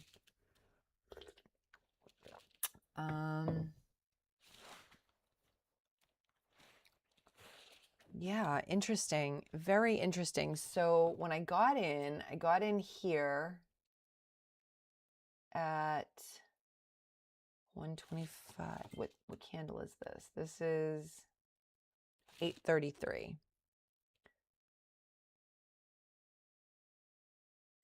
So I got in here. I don't know if you can see on the 10-second chart. I got in somewhere in here and I got in too high. Wait, I got in at 126. I got in here at 126. And I realized that I got in too high and I got out right as soon as it turned green. So I must have got out somewhere around here. And I only got about 1 cent a share, but okay, so I'm going to take WSHP off my list. MYSE, I had high hopes for you, but I guess it could make a comeback. It tapped VWAP, it came up, it's coming back down to tap VWAP. I'm not counting it out just yet. But I'm not convinced that it will come back. Okay, ONFO. It's still green on MACD, but it dipped below VWAP. And above VWAP, bulls are in charge. Below VWAP, bears are in charge. And that has really, VWAP has really been a nice rudder for me. It steered me well. AGAE. Under $1 and red. So let's get rid of that one. And ASBP is a dud. Bird. I don't know. I mean, look at this looks pretty clean price action right here. It's pulling back, ran up, but I don't know. Oh, now it's pulling back. I don't know. It's making moves, but it's expensive. Okay, CDT. Expands multi-pathway value creation strategy across pharma, IP, and AI. Let's see, what's the float? 3 million. The relative volume is a little low. So let's see, CDT.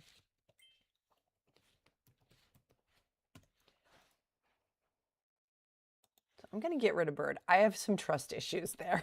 I got to stop looking at it. CDT sounded good, but it doesn't have the volume. Look at the volume. The total volume is way down here. And the news is not amazing. It's kind of vague. I think. Personally, I think it's vague. They expand a multi-pathway value creation strategy. That is so, it's like so funny how they just string together all these buzzwords in business. And multi-pathway value creation strategy. That can mean anything. Okay, it could mean they have 3 different kinds of coffee makers in their break room. Multi-pathway, different coffee makers, value creation, we're all caffeinated. I don't know. That sounds like a vague type of news, but if it's driving price action, it's driving price action. Okay, so ONFO is above VWAP. Oh, I could have maybe traded a break of VWAP here, but I didn't. So let's see what else is happening.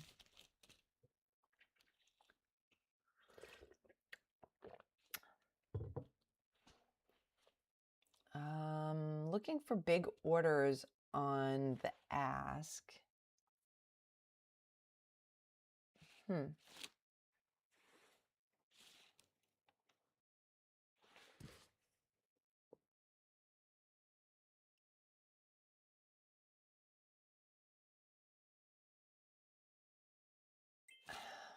for a real pullback, a real bull flag pullback. I mean, I'm looking at the 10-second chart. It's pulling away on the 10-second chart, but 119 to 126. Well, yeah, I mean,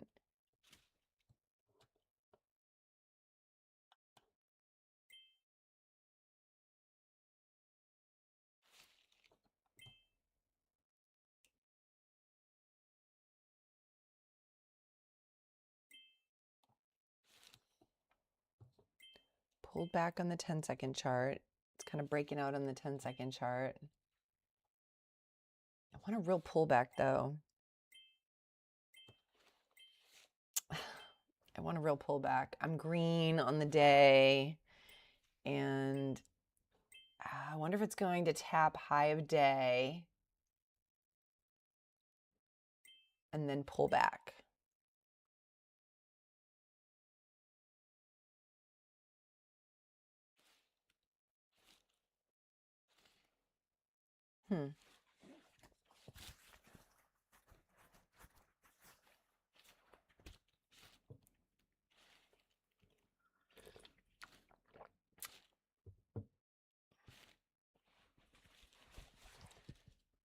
So I'm watching it on the 10-second. I'm looking for confirmation.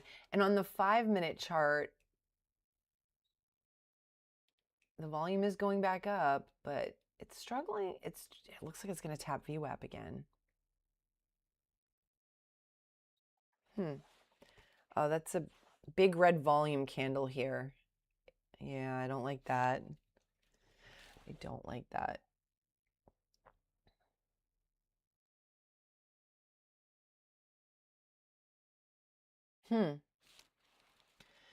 Well, I mean, I still have at least another hour and 15 minutes. So I don't want to make any rash decisions. I don't want to take any huge risks because I'm actually green on the day. And yesterday I was up $160 and then I just traded it away to a red day. And I think I'm just going to sit tight unless I see something really good. I'm not taking any crazy chances. I've been very conservative lately, very, very conservative. And I think that's kept me from going red, way more red than I have been. Maybe too conservative. My first trade today, I sold too early, sold before it hit my stop, but c'est la vie.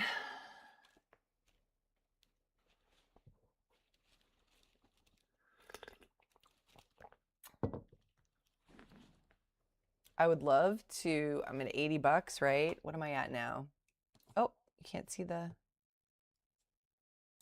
where'd the window go? There we go. I'm at $78. You know, it's crazy because some months it's saying, I hope I can make $22 more would have seemed ridiculous, honestly. And now it feels like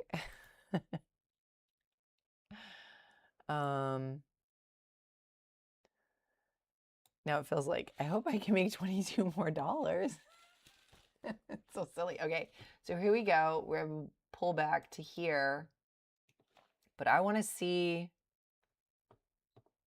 volume on this candle, and I don't see that. And look at the MACD; it's like 0.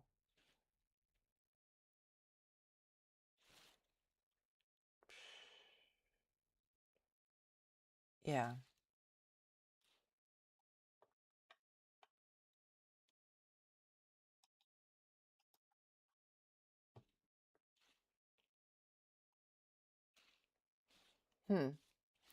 All right.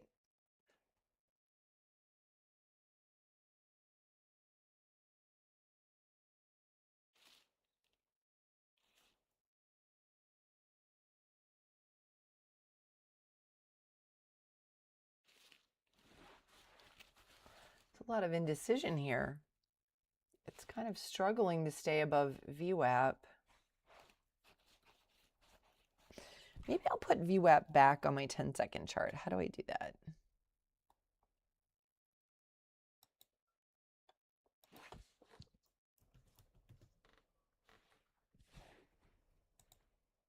I wonder what Warrior Trading Custom VWAP is. Okay, I think I accidentally put on my chart twice. All right. Where is it?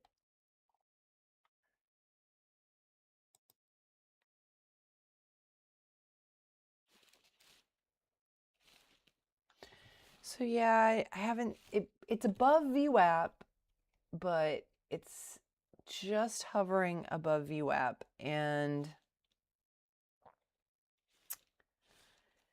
I feel like on the 10-second chart, it's like consolidating sideways as well as, and now the MACD's red here. So hands off, green go, red no. That's my motto for MACD.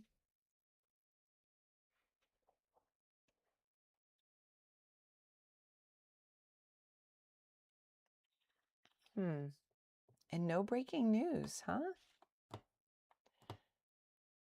Bitcoin is maybe not as high as it was a day or two ago, but it's holding that level. I'm really hoping it'll break over 76. Gold is kind of creeping back up. Silver. Russell 2000, look at that. That looks great.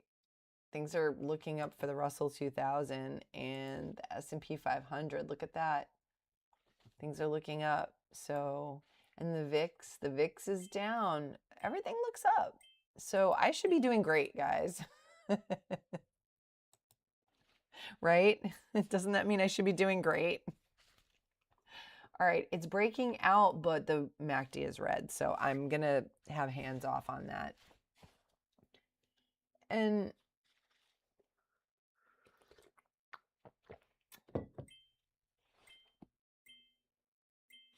it did break out, but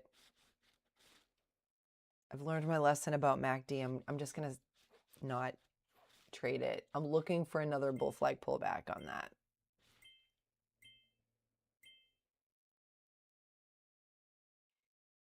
Oh, look at some big sellers on the ask, though. I just saw 34,000.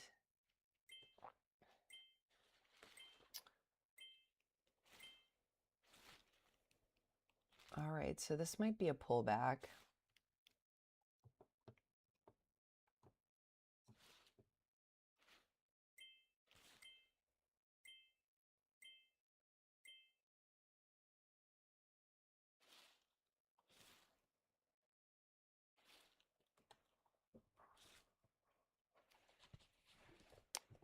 Okay, it's tapping the 9 EMA on the 10-second chart.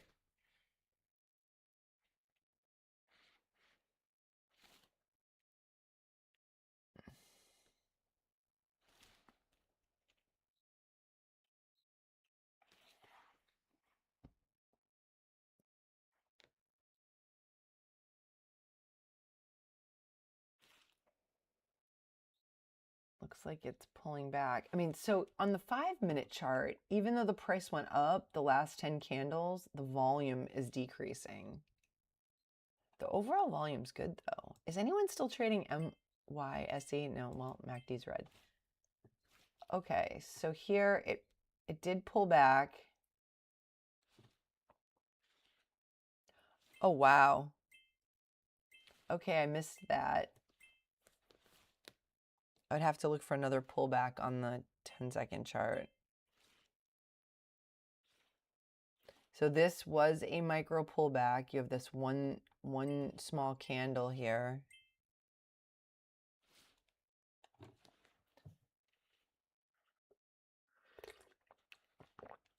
The theme of the week for me is micro pullbacks and learning to use the 10-second chart to improve my micro pullbacks. I was about to tell you go because I see it going up before the stream lag. Oh, that is really funny. Like, go, go, go. Yeah, I don't know. I didn't feel it, so I'm gonna wait for, I think I'm gonna wait for, like, I didn't see the time. The timing wasn't, I was late on the 10-second. Let's see, 140 to 160. I was late on the 10-second chart. I'm still learning this 10-second chart. I know it seems like it should be the exact same as the 1-minute chart, but I'm still getting the feel for the timing between the two. That is so funny.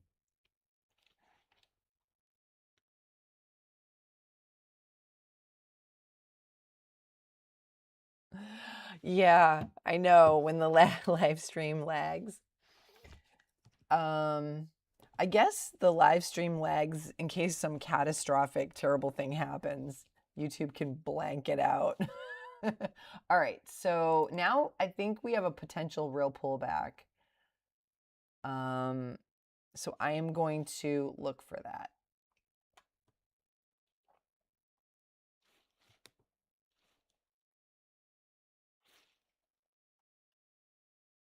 And see if I can get like 5 to 10 cents a share. I'm not expecting a lot on this, even though it just made a big move. Look at that, from 143 to 161. Well, big move for a stock at this price. But I see a big seller on the ask. So 32,000, 32,000. I'm seeing, whoa, 35,000. So, but yeah, it's all moving very quickly though.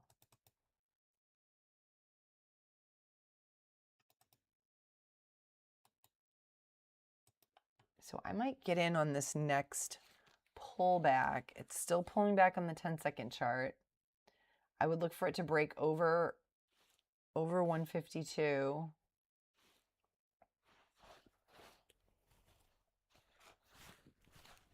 And let's see.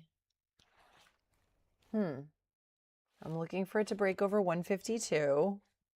Still pulling back on the 10-second chart. It's tapping the 9 EMA on the 1-minute chart. So I'm keeping an eye on that. We are almost done with this candle. So I feel like it could be this one, could be the breakout candle. So I'm watching the 10-second, even though I'm trading off the 1-minute, but I'm looking at the 10-second for confirmation. I'm waiting for it to break over 152. I don't see any big sellers on the level 2.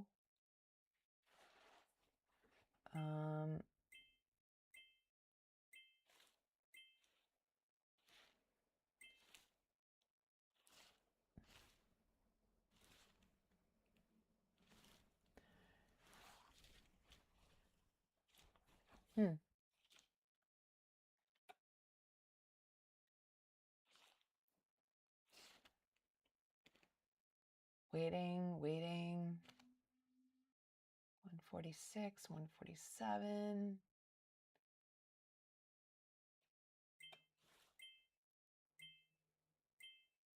It's kind of, oh.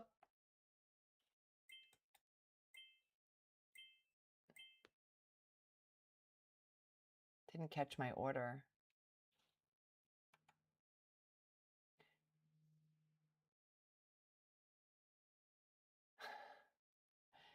It didn't catch my order. Cancel. So remember the lesson that I had the other day where it didn't catch my order and then I canceled and then tried to get in again? I am not making that mistake again. Folks, I am not making that mistake again. Because that was just a panic reaction, right? So you can't teach an old girl new tricks.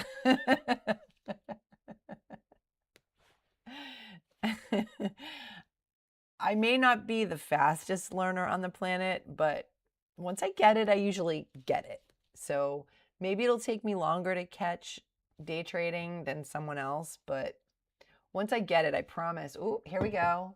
Could be another. So this was like a little false breakout, and I'm happy that it didn't catch my order. I'm happy about that. So I'm looking at the 10-second now.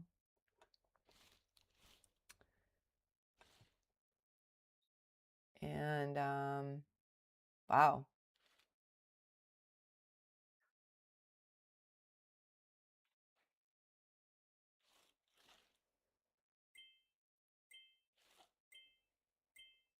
I'm not going to do it because on the 10-second it's pulling back.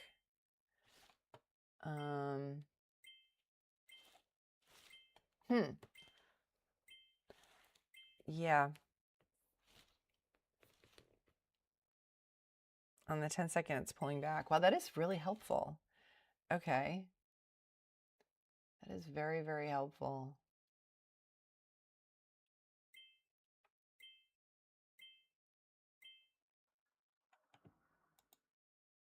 Okay. Hard to borrow. Well, this is an interesting. Now the MACD is red, so I will be taking a step back. The penny stocks seem to be ruling the week, or things that are crazy high, like WSHP or BIRD. Seem to be a lot of extremes this week. Let's see. It's pulling away on the 10-second, but the volume was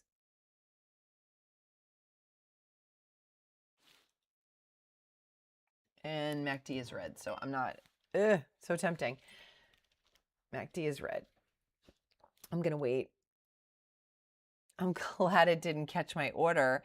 And I learned, right? So I clicked to buy. I'm going to write these notes down for my recap. Order didn't get filled. I didn't click again. What was that famous quote by George Bush Jr.? Fool me once, shame on you. Fool me twice, can't fool me again.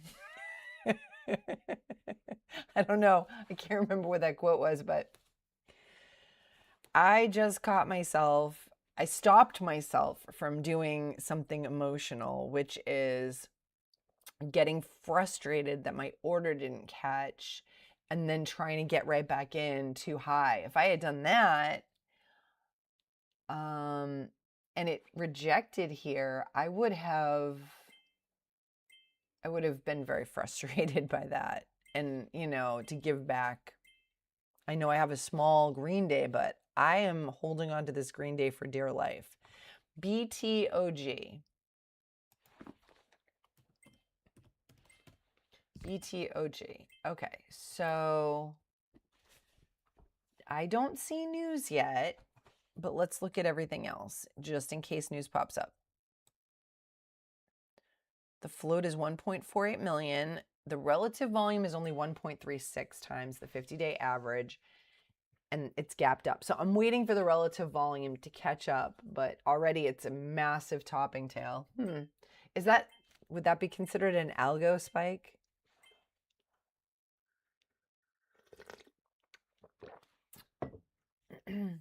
So I am waiting for news and relative volume.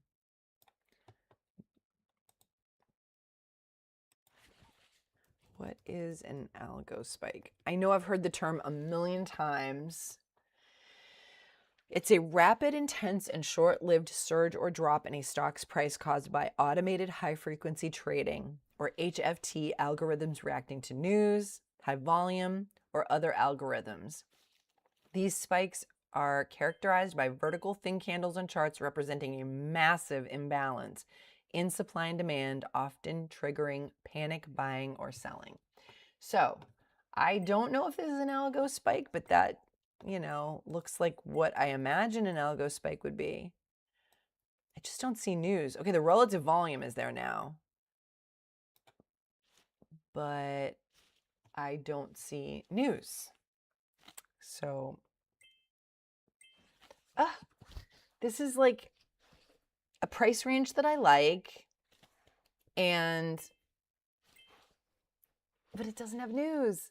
I want to see a news catalyst. So it's pulling back. Sometimes the news pops up after. Okay, so let's see. On Thinkorswim, something popped up. What does it say?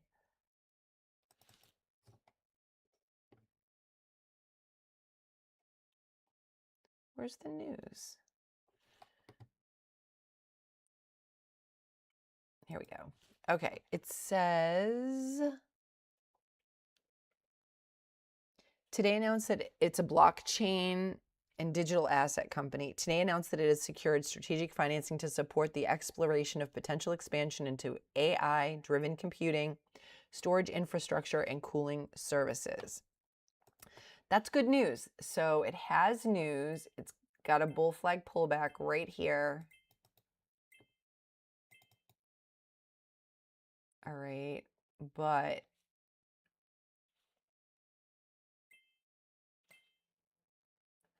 the 200 simple moving average is way up at $16.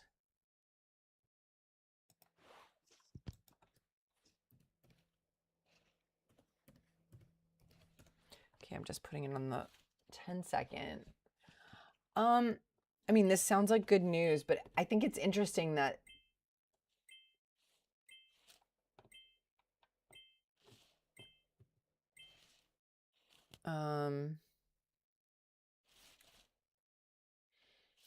it's kind of just running sideways, consolidating sideways.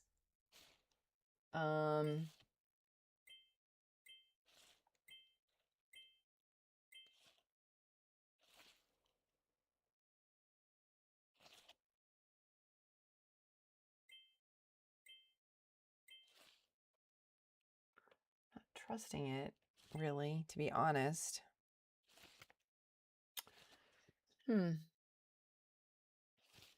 we go. I missed it.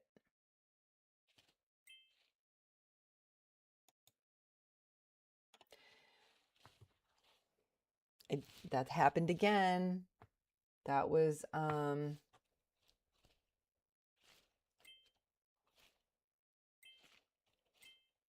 didn't get in. Okay, so I'm going to look for a micro pullback.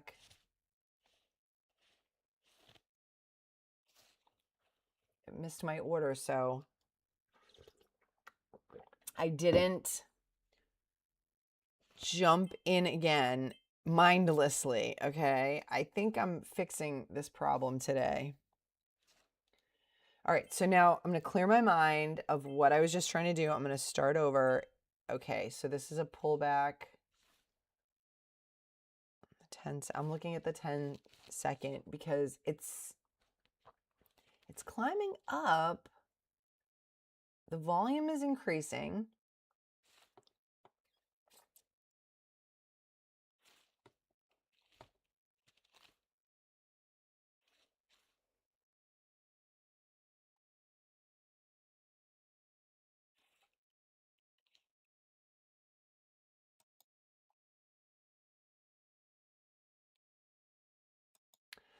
I didn't catch it again.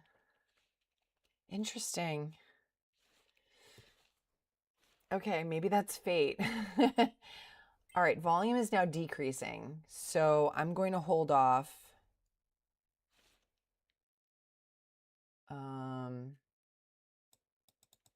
Yeah, I was thinking I was getting in on it going up on the 10-second chart, but see the volume's decreasing here, so I'm gonna wait a second. Wait a hot minute.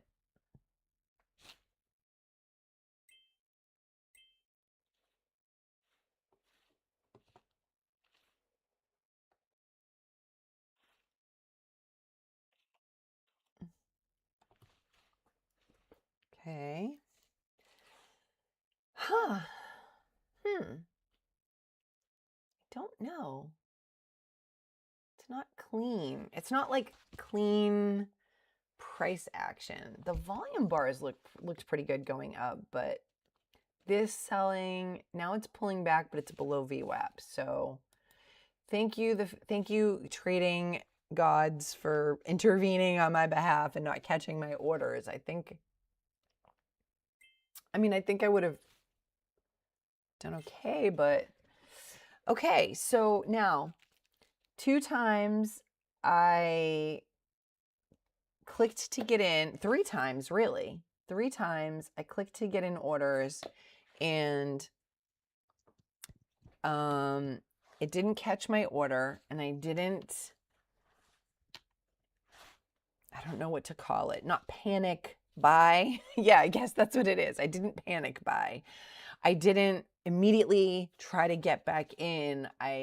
If it doesn't catch my order, I need to look at the chart with fresh eyes, because the new entry higher could be a real problem. The higher I get in, the less I'm going to make, and the higher the chance that it's going to turn over. You guys are keeping me accountable, because knowing that you're watching is putting pressure on me to really examine every single thing I'm doing, and why am I doing this? I mean, what's the goal? To make money. So is what I'm doing going to make me more money or less money? And panic buying, I'm going to call it panic buying, is definitely not going to help me make money. If I end today with $78, I'm going to be super, super excited. But as long as I'm making good decisions. So BTOG is below VWAP, below the 9 EMA. I don't know if I trust it for a break of VWAP. So I'm trying to figure out, Warrior Trader has, I don't understand why the VWAP doesn't show. Maybe, now this one says Warrior Trading Custom VWAP. I wonder what that is. And that's red on the chart, so it's below VWAP. Oh, interesting, red. It's an interesting choice, red. I like it.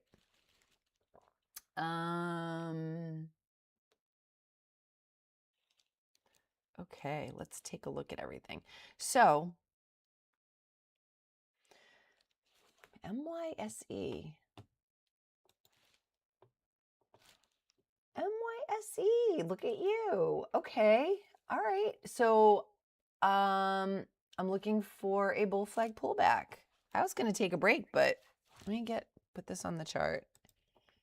MYSE. Okay. Is this trying to come back for a high of day, or let's see.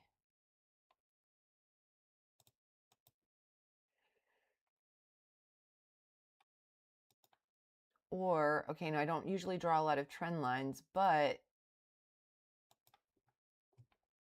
that's what I'm seeing.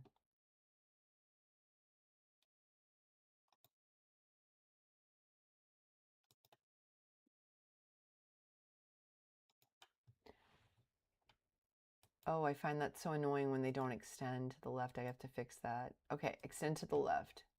So that's what I'm seeing. Okay, so now it's a bull. Let me see. Is this a potential bull flag pullback? Well,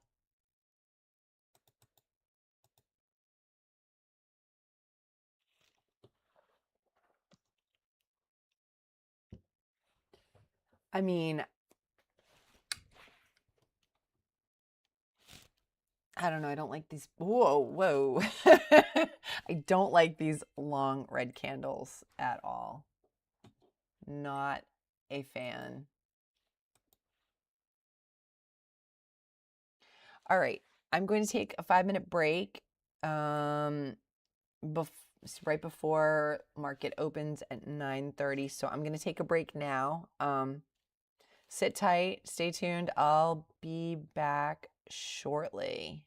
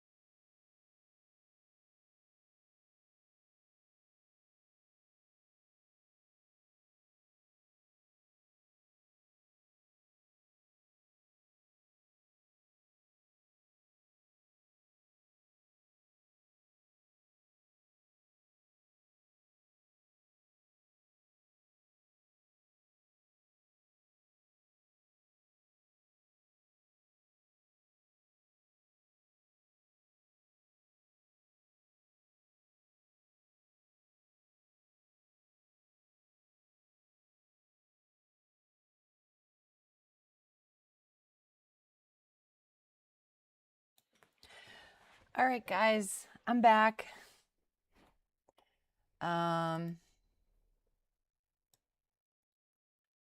Okay.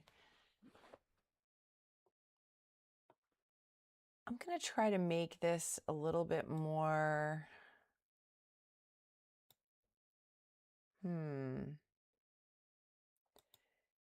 I could use some opinions. Okay. If you have an opinion about this, whether you're watching now or later, what do you want to see on my screen? I feel like I have too much happening. So what is helpful for you to see? Sounds like people want to see my P&L. So we'll keep that, right? But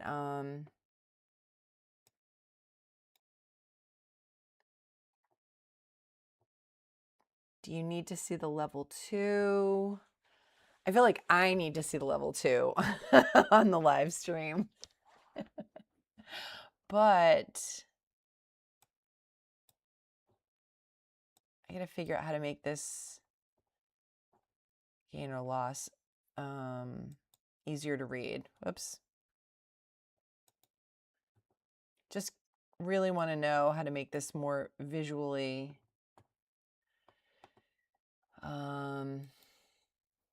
easier to see. Okay, so BTOG is coming up to a potential break of VWAP, but the MACD is red. MYSE is,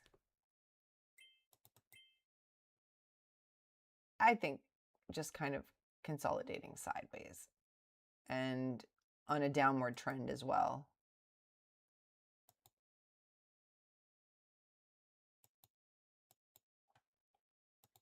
I feel like it's a downward trend for sure.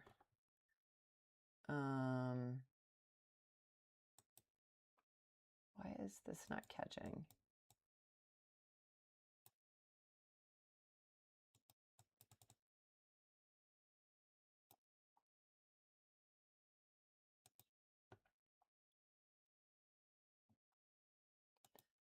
Let's see, drawing set.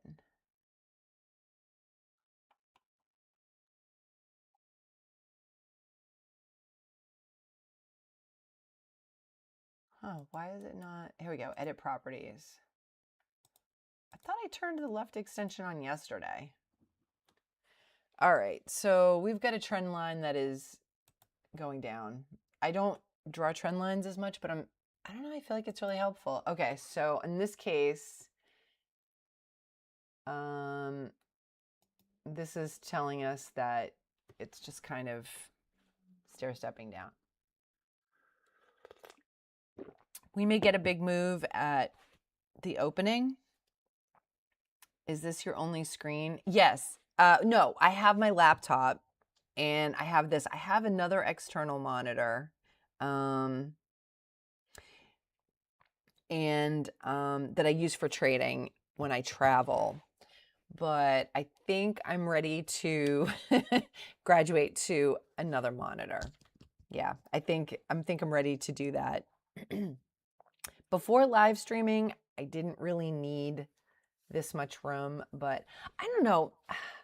I think maybe before I jump to the conclusion that I need another monitor because I have my laptop and an external monitor, I could use my travel monitor, first of all. And second of all, before I jump to that conclusion, I think I need to decide exactly what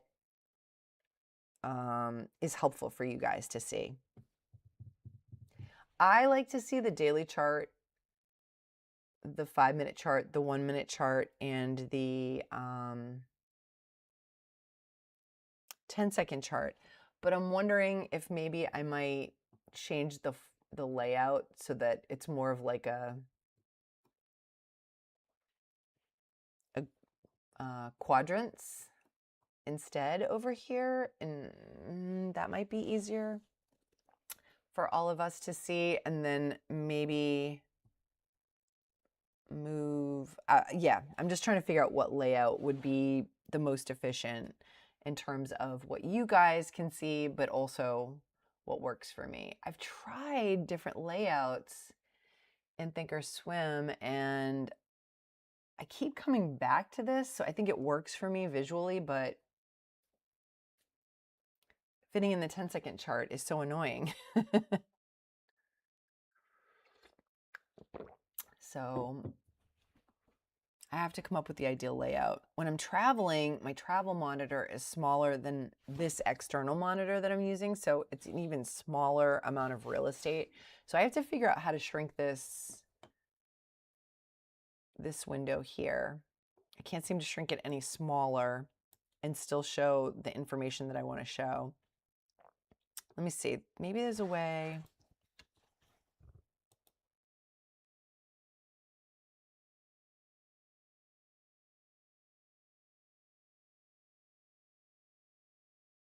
There might be a way to just capture part of a screen. I'll see if I can figure that out. I do think that ideally, if I had, I didn't want to right away jump into having like 5 monitors. I wanted to see how my trading evolved and see what was helpful to me. And I think as new traders, jumping into going to the most extreme is ridiculous. Like Ross Cameron said, I think at one point on one of his classes, obviously he's using this really advanced broker light speed, but he's paying commissions, and he's at that level where it makes sense for him to pay for that. I'm a new trader. I'm still trading with a commission-free broker, which has trade-offs, of course, and the same thing with the equipment. I wanted to work with things for a while and see what works. I really hate clutter, so I am trying to avoid another screen. I like having the laptop and the external monitor. That's probably the most I really want, but I feel like I'm kind of on the verge of either making things more efficient with what I have or graduating to another monitor, but we'll see. We'll see how that goes. Honestly, I think a big test will be my trip next week, because it's the first time I'll be live streaming. I'm going to attempt to live stream on my trip, and I've traded before. I traded in Portugal this year. I traded in Mexico. I traded on a cruise ship. That was kind of crazy, actually. I like trading on vacation because I like making money while I'm traveling. I love that. Where else did I trade? I did take a lot of trips this year. Right, I traded in Portugal. I traded in Mexico. I traded in the Dominican Republic twice. I took a lot of trips this year. So I won't be taking as many trips in 2026 as I did over the winter, but that's my plan ultimately, is to be mobile, and still, of course, have my home base, but I'm very fascinated by the whole digital nomad thing in terms of retirement down the road. That's really fascinating to me, to be able to have that flexibility. I like working from home, and so I want that flexibility, of course. And then I also would like the ability to be able to travel and trade and live stream while I'm traveling. That really appeals to me. So because of that, I want to keep my trading setup as simple as possible. And I actually this morning, and I'm only gabbing because nothing else is popping up on the scanners, but just this morning, I Googled minimalism and day trading because I feel like, and that's why I took the 20 EMA off my charts. I hate clutter. I really do. I really hate clutter. And so now that I'm having this conversation out loud, James, I think I am going to do my best to try to make do with what I have, because I already had to get a larger backpack because I don't always check luggage. Like if I have a layover, I hate checking luggage with that. So and I wanted to put all my equipment in my backpack, and now I'm gonna bring a mini ring light with me. So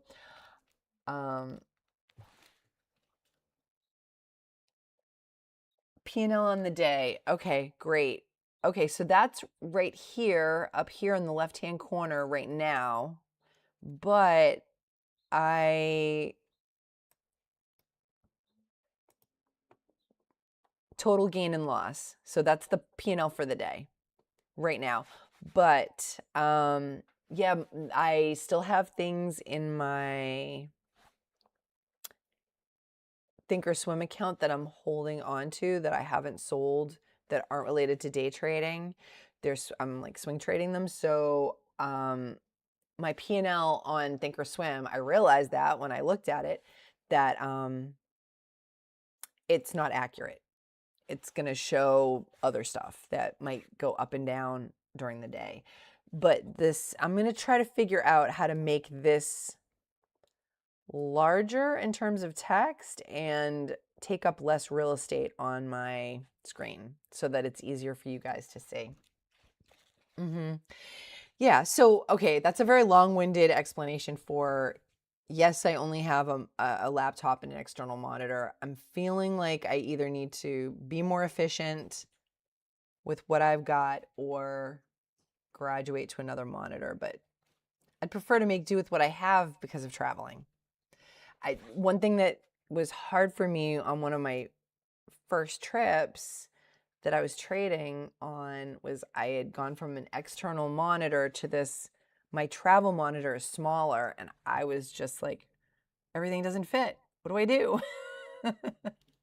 I was thrown by that the first day.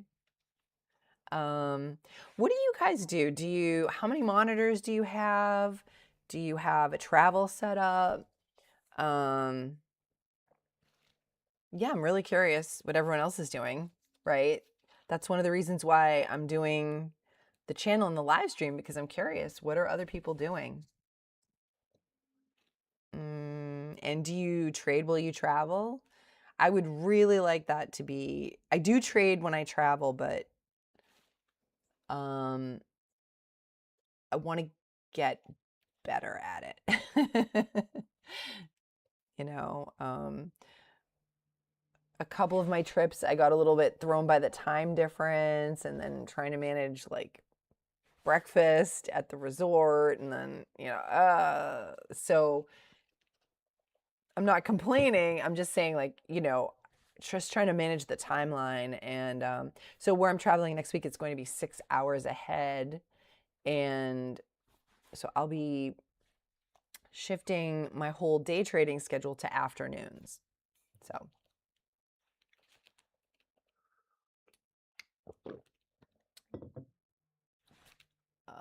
So yeah, I'm just waiting. Let's see, we've got less than a minute. The market's going to open any second. Let's see what pops up, guys.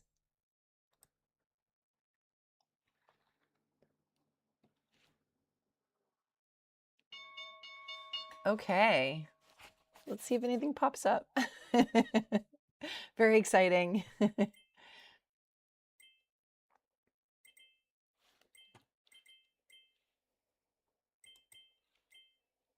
MYSE is already popping up. So I'm going to look for an opportunity here. Ooh, see those big spikes right at the open. This is what I'm not loving about the market anymore. I use two 24-inch monitors plus a laptop. Okay. That's great. You have lots of real estate to look at everything. So I'm looking at pretty much the same stuff I was looking at pre-market, but so ONFO is making a possible play for a break of VWAP.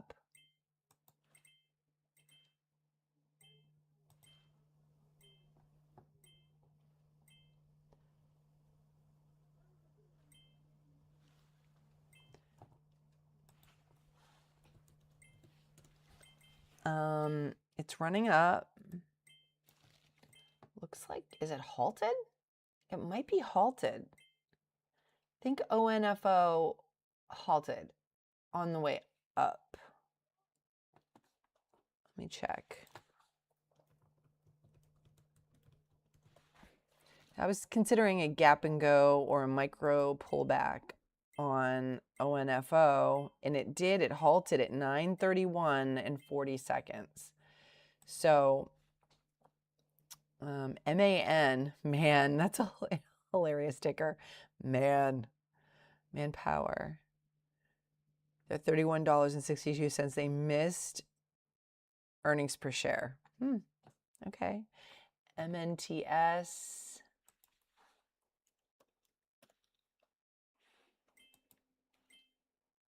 Ooh, no. Okay. MNTS. I'm holding some of that from a while ago. Okay, so BTOG. Nope. MYSE. Nope. This happens like a lot lately to me, to the stocks that I'm watching. It's like so these are shorts, right? Look at that. MYSE. That's people shorting, right? And now it's below VWAP. So I had this trend line here. It popped up for a minute. I guess I could have tried to get a bull flag on this, but I was yip-yapping. And now it's below VWAP. So, and the MACD is red. That looks terrible. So ONFO is halted, but I'm going to take a look. I might try to jump in. If it dips after the halt, I might try to buy the dip and see if it drives higher. I usually stay away from halts. So do I want to risk going red? I have $78. Well, let's see. There's a window to here, 147. High of day is $1.70.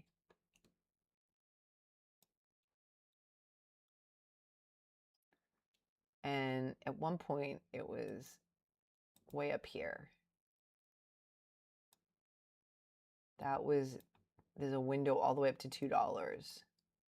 Is the news good enough, though? I don't know. I have a green day, and I don't want to risk that, but it looks interesting. Okay, BTOG keeps popping up, but it's not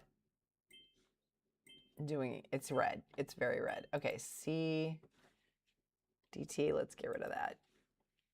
MYSE, even if it breaks above VWAP, this huge red candle, I'm like all set with that. CAPS is back. Let's see.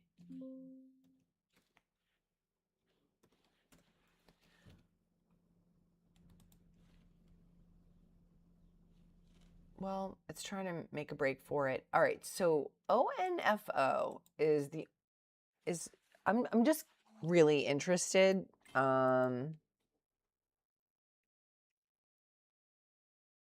Let's see. If it's a 5-minute halt, it should resume at 9:36 and 40 seconds. So in a minute. So I'm curious. what will happen with ONFO. I mean, if it dips a little bit and then runs higher,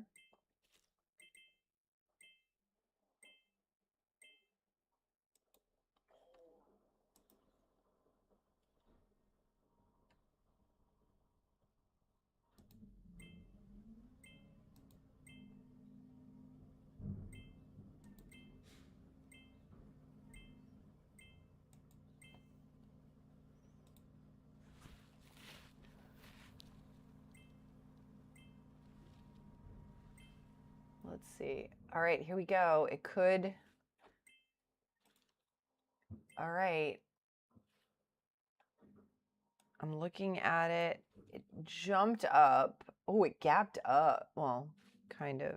It's pulling back on the 10-second chart. It's pulling back on the 10-second chart.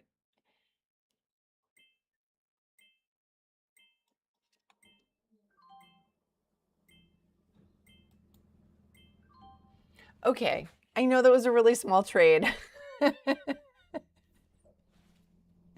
I know that was really small.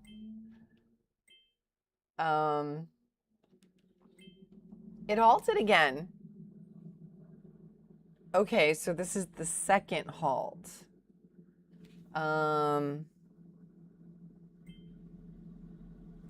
It did pull back, and I bought the micro pullback, so that would be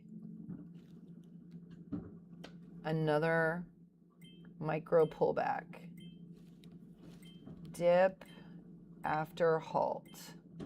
I'm making some notes here. All right. So my accuracy is better today. I've had 6 trades. Let me move the last 2 trades. I mean this last trade onto my trader view. All right, I didn't quite get to $100, which is what I was hoping for. However,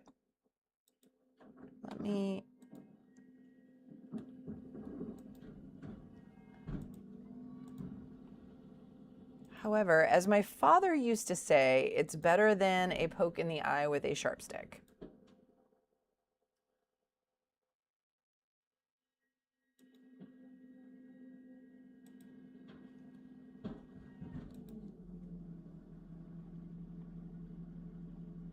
Okay, we're at $93. We are at $93.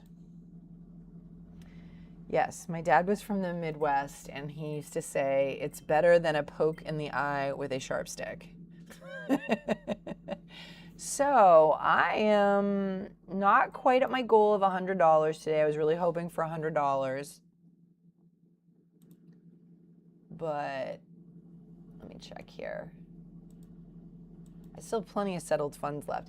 If I wanted to try to scalp another trade on ONFO when it comes out of this halt, I could, but I don't know if it's a 5-minute halt, 10-minute halt. I can't tell on Thinkorswim, or at least I don't think I can tell on Thinkorswim. But, so James, do you feel like you have enough monitors, or do you want more monitors? Yeah, c'est la vie. C'est la vie. Oh, I didn't see OV. Good morning. I don't know if you're still on. I just saw that you popped on earlier. OV. All right. So let's see when the second ONFO halt. Do you guys know how to find halts? So some brokers, like Ross's Cameron's Lightspeed, it shows the resumption price and everything. On Thinkorswim, I can't see that. So here I look up NASDAQtrader.com and it will tell me. So this was the first halt, and you can see that it was only a 5-minute halt. here we can see the time that the halt started, right? Here, halt time, 9:37 and 21 seconds. So if it's a 5-minute halt, then we can assume that it will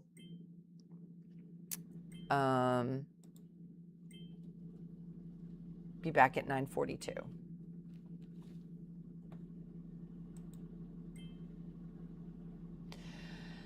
I don't love trading at the market open. It's just chaos to me, but if I can get a few little gap and go scalps, I'm happy with that. I mean, I had really good luck at one point with gap and go at the market open. Like I did that a bunch of times and I got a ton of great trades, but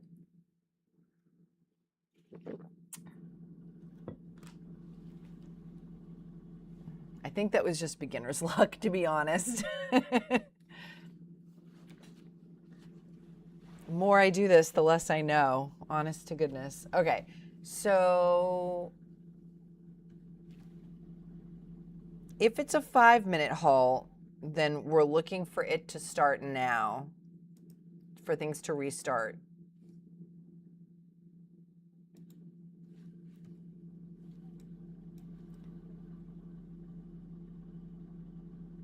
And it's not. So it could be a 10-minute halt then. Okay, so I may not trade it, but I'm just kind of watching. You know, I want to see what's going on, and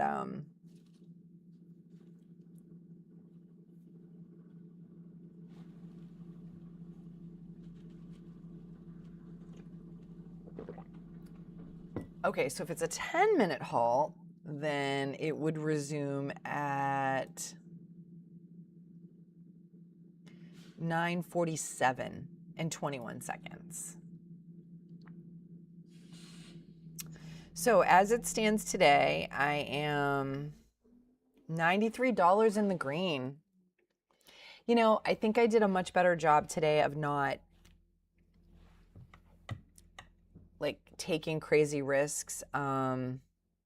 Yesterday I was up $160 and I gave it all back. So today I think I wanted to play it a lot safer, and I'm glad I did. I'm glad I did. Yes, it's a small green day, but it's like I'm green. I'm green. Okay. FLYX. What is that? FLYX. Let me check here. Okay, it's between $1 and $10. The float is 11.13 million. Relative volume. The gap, though, it didn't gap up enough. Let's see. Oh, okay. That is why. Fly Exclusive launches redesigned membership program. Is that bad news? People reacted to that as if they said they were, you know, kicking bunnies or something. All right, so that's not going to work. Let's see. Huh. Still interested in ONFO. I don't want to get stuck in a halt, but MYSE, no. CAPS, BTOG. Nothing looks great to me. I mean, I guess BTOG, maybe a break of VWAP.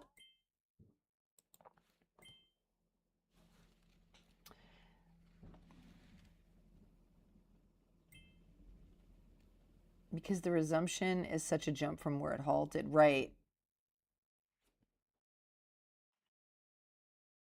I have plenty of monitors. ONFO 172. ONFO is going another 5 minutes. Okay. Okay. Because the resumption is such a jump from where it halted. Yep. Okay. Gotcha.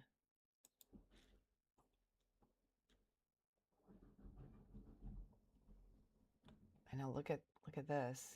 So, I don't know. I get nervous trading in and around halts. I generally stay away from it. How about this? I'm going to reduce my share size. So if I do take a trade, I'm looking for 10 cents a share. And if I go red, I'm risking less. However, these halts, man, when they go down,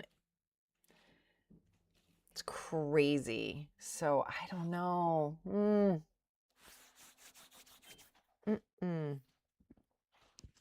I don't want to be greedy today. I'm green. Green is good.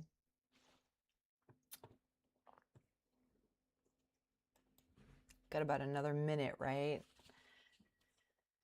Well, BTOG is below VWAP. It might be trying to make a break of VWAP.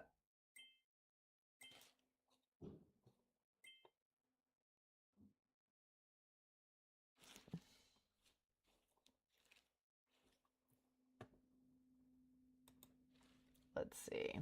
All right. Well, I'm going to see what happens with ONFO. Oh, but look at VWAP. BTOG is making its break at the same time. What's a safer choice to watch today? Oh, here we go. ONFO. Oh, yikes. What about WNW? Now it's on halt. WNW. Are you WNW? Let's see. I must have looked at this at one point because I have a drawing on the chart.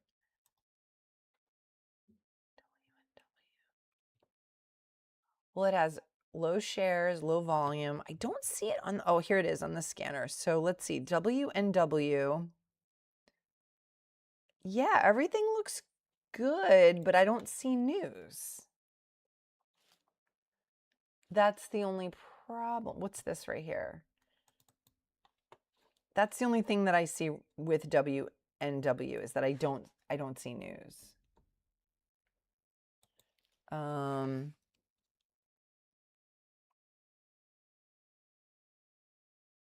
Right. So this one piece of news from Charles Schwab, it just sounds like the news was that the price was going up, but I don't see news on that one, so I would stay away from WNW. ONFO. And then it got halted going down. See, that's what I was afraid of, okay? Because that has happened to me too many times where I've gotten halted, stuck in a halt, it dropped out. If I had gotten in, let's see, was this the resumption price right here, 170? 155, I would have lost 25 bucks. I would have lost everything I made on it earlier. I would have wiped out, one trade would have wiped out two. So looks like for me, I'm going to hold the line at $93 unless I see something amazing in the next 10 minutes. I'm going to hold the line, and I'm going to trade with reduced share size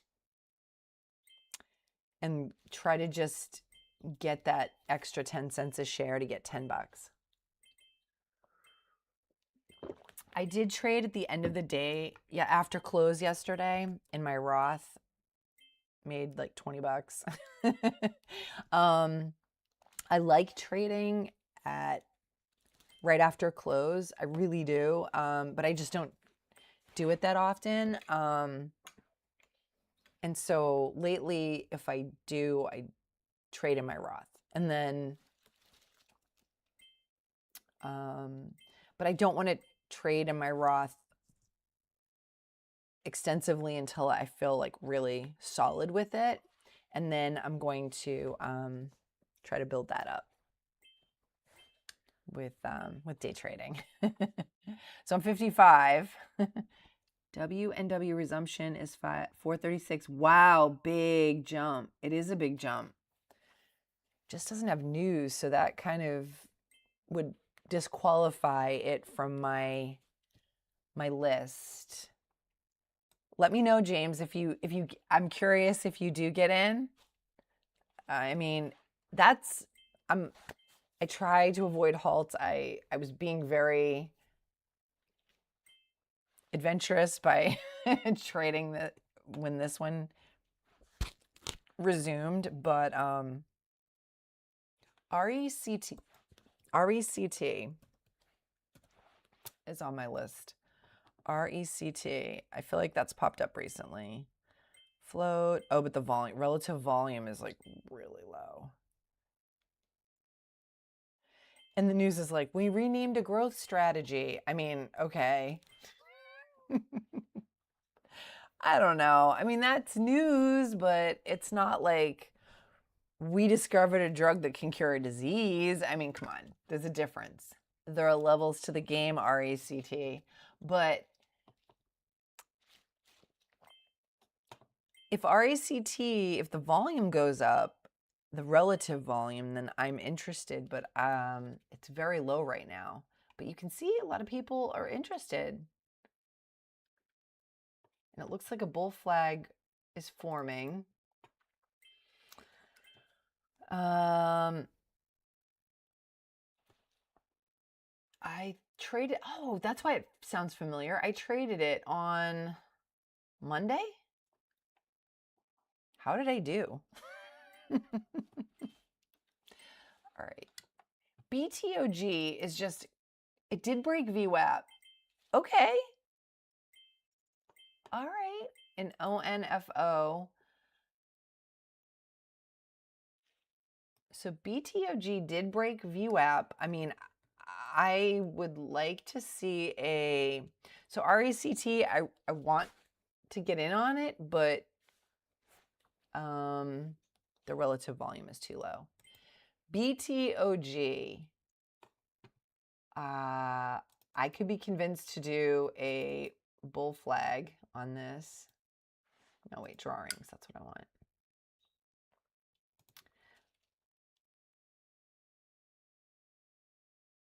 If it holds VWAP, of course, but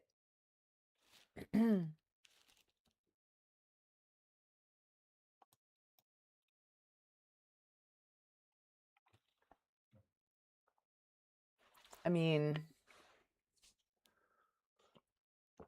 let me check the 10-second chart here. What is this? BTOJ.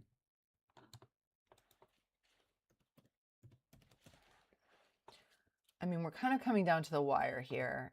It looks like it started to pop up, but the volume isn't there.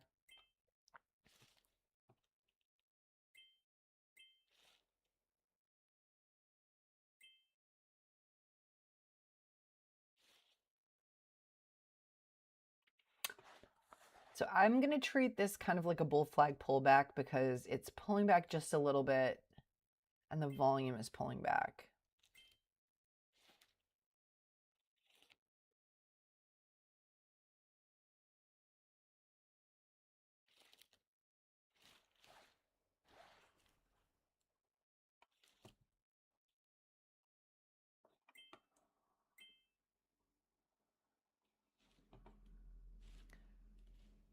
WNW is popping up on my scanners, but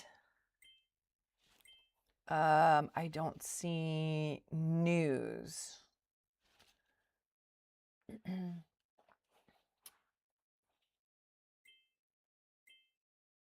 So BTOG, I'm looking for a bull flag pullback,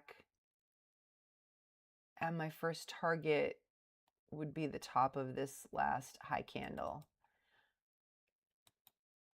I mean, could BTOG drive up to high of day? Now it's gone past the 9 EMA. It's tapping VWAP. All right, I'm out. I'm not going to do that. Oh, wow. Okay. Wow.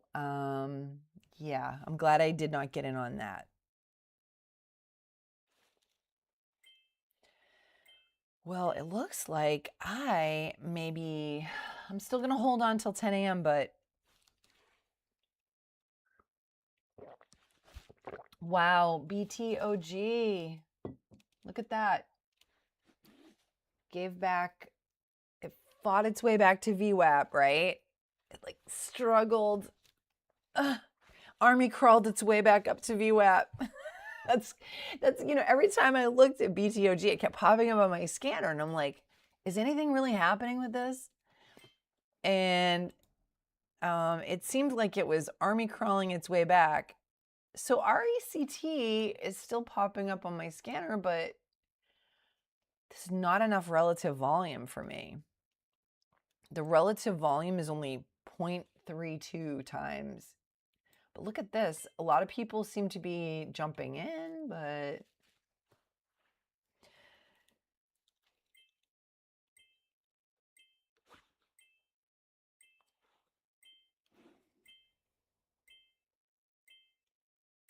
everything looks good except for the relative volume on RECT. So let's see. I'm going to check this one. RECT. BTOG, what a disappointment.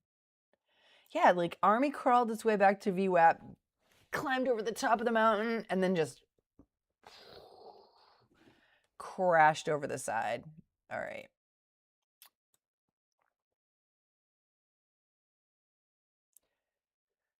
The relative daily volume on RECT is like nothing. Look at BTOG. Oh my goodness. That's ugly. That's really ugly, guys. Wow. I'm so glad I didn't, this way, get in on that. Wow. Okay. So, what are we left with? W&W looks like it's crawling back up to VWAP, but it's below VWAP. So, I have traded break of VWAP a couple of times in the last month, but it does not have news. So I'm going to take that off my scanner. But James, let us know what you did with that. ONFO. I was really hoping that I'd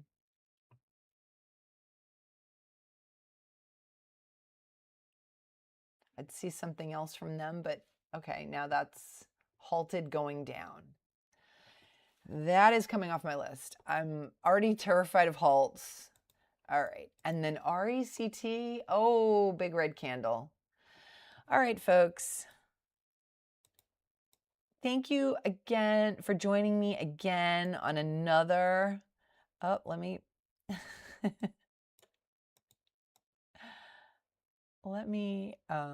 I've got so many windows going now. Let me take this one off.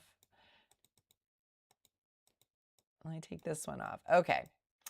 Thank you again for joining me today. And I will be posting a recap later today. It looks like I took 1, 2, 3, 4, 5, 6 trades. I'll have to check my trader view, but I think I'm done at $93 green. You can also find me over at Substack. I post there Mondays, Wednesday, Fridays on my weekly goal, and this week it was micro pullbacks. And I did take more micro pullbacks today. Monday I didn't take any, but Tuesday, Wednesday, Thursday I did. So I did a midweek check-in yesterday, and tomorrow I will do like my weekly recap focused on that goal. All right, guys, have an awesome BTOG, ONFO, WSHP all halted. Like crazy, right? It's like everything's halted. Yeah, crazy OV. So I will see you guys tomorrow. Tomorrow's Friday, last trading day of the week. I will be live streaming tomorrow. Just a reminder, I'm traveling next week. So I may not live stream on the same schedule, but I will let you know as best I can when I'm going to be live streaming, but I will trade at least, I think, 4 out of the 5 days. One day I might not be able to because of travel. And so I will see you guys tomorrow. Have a good one.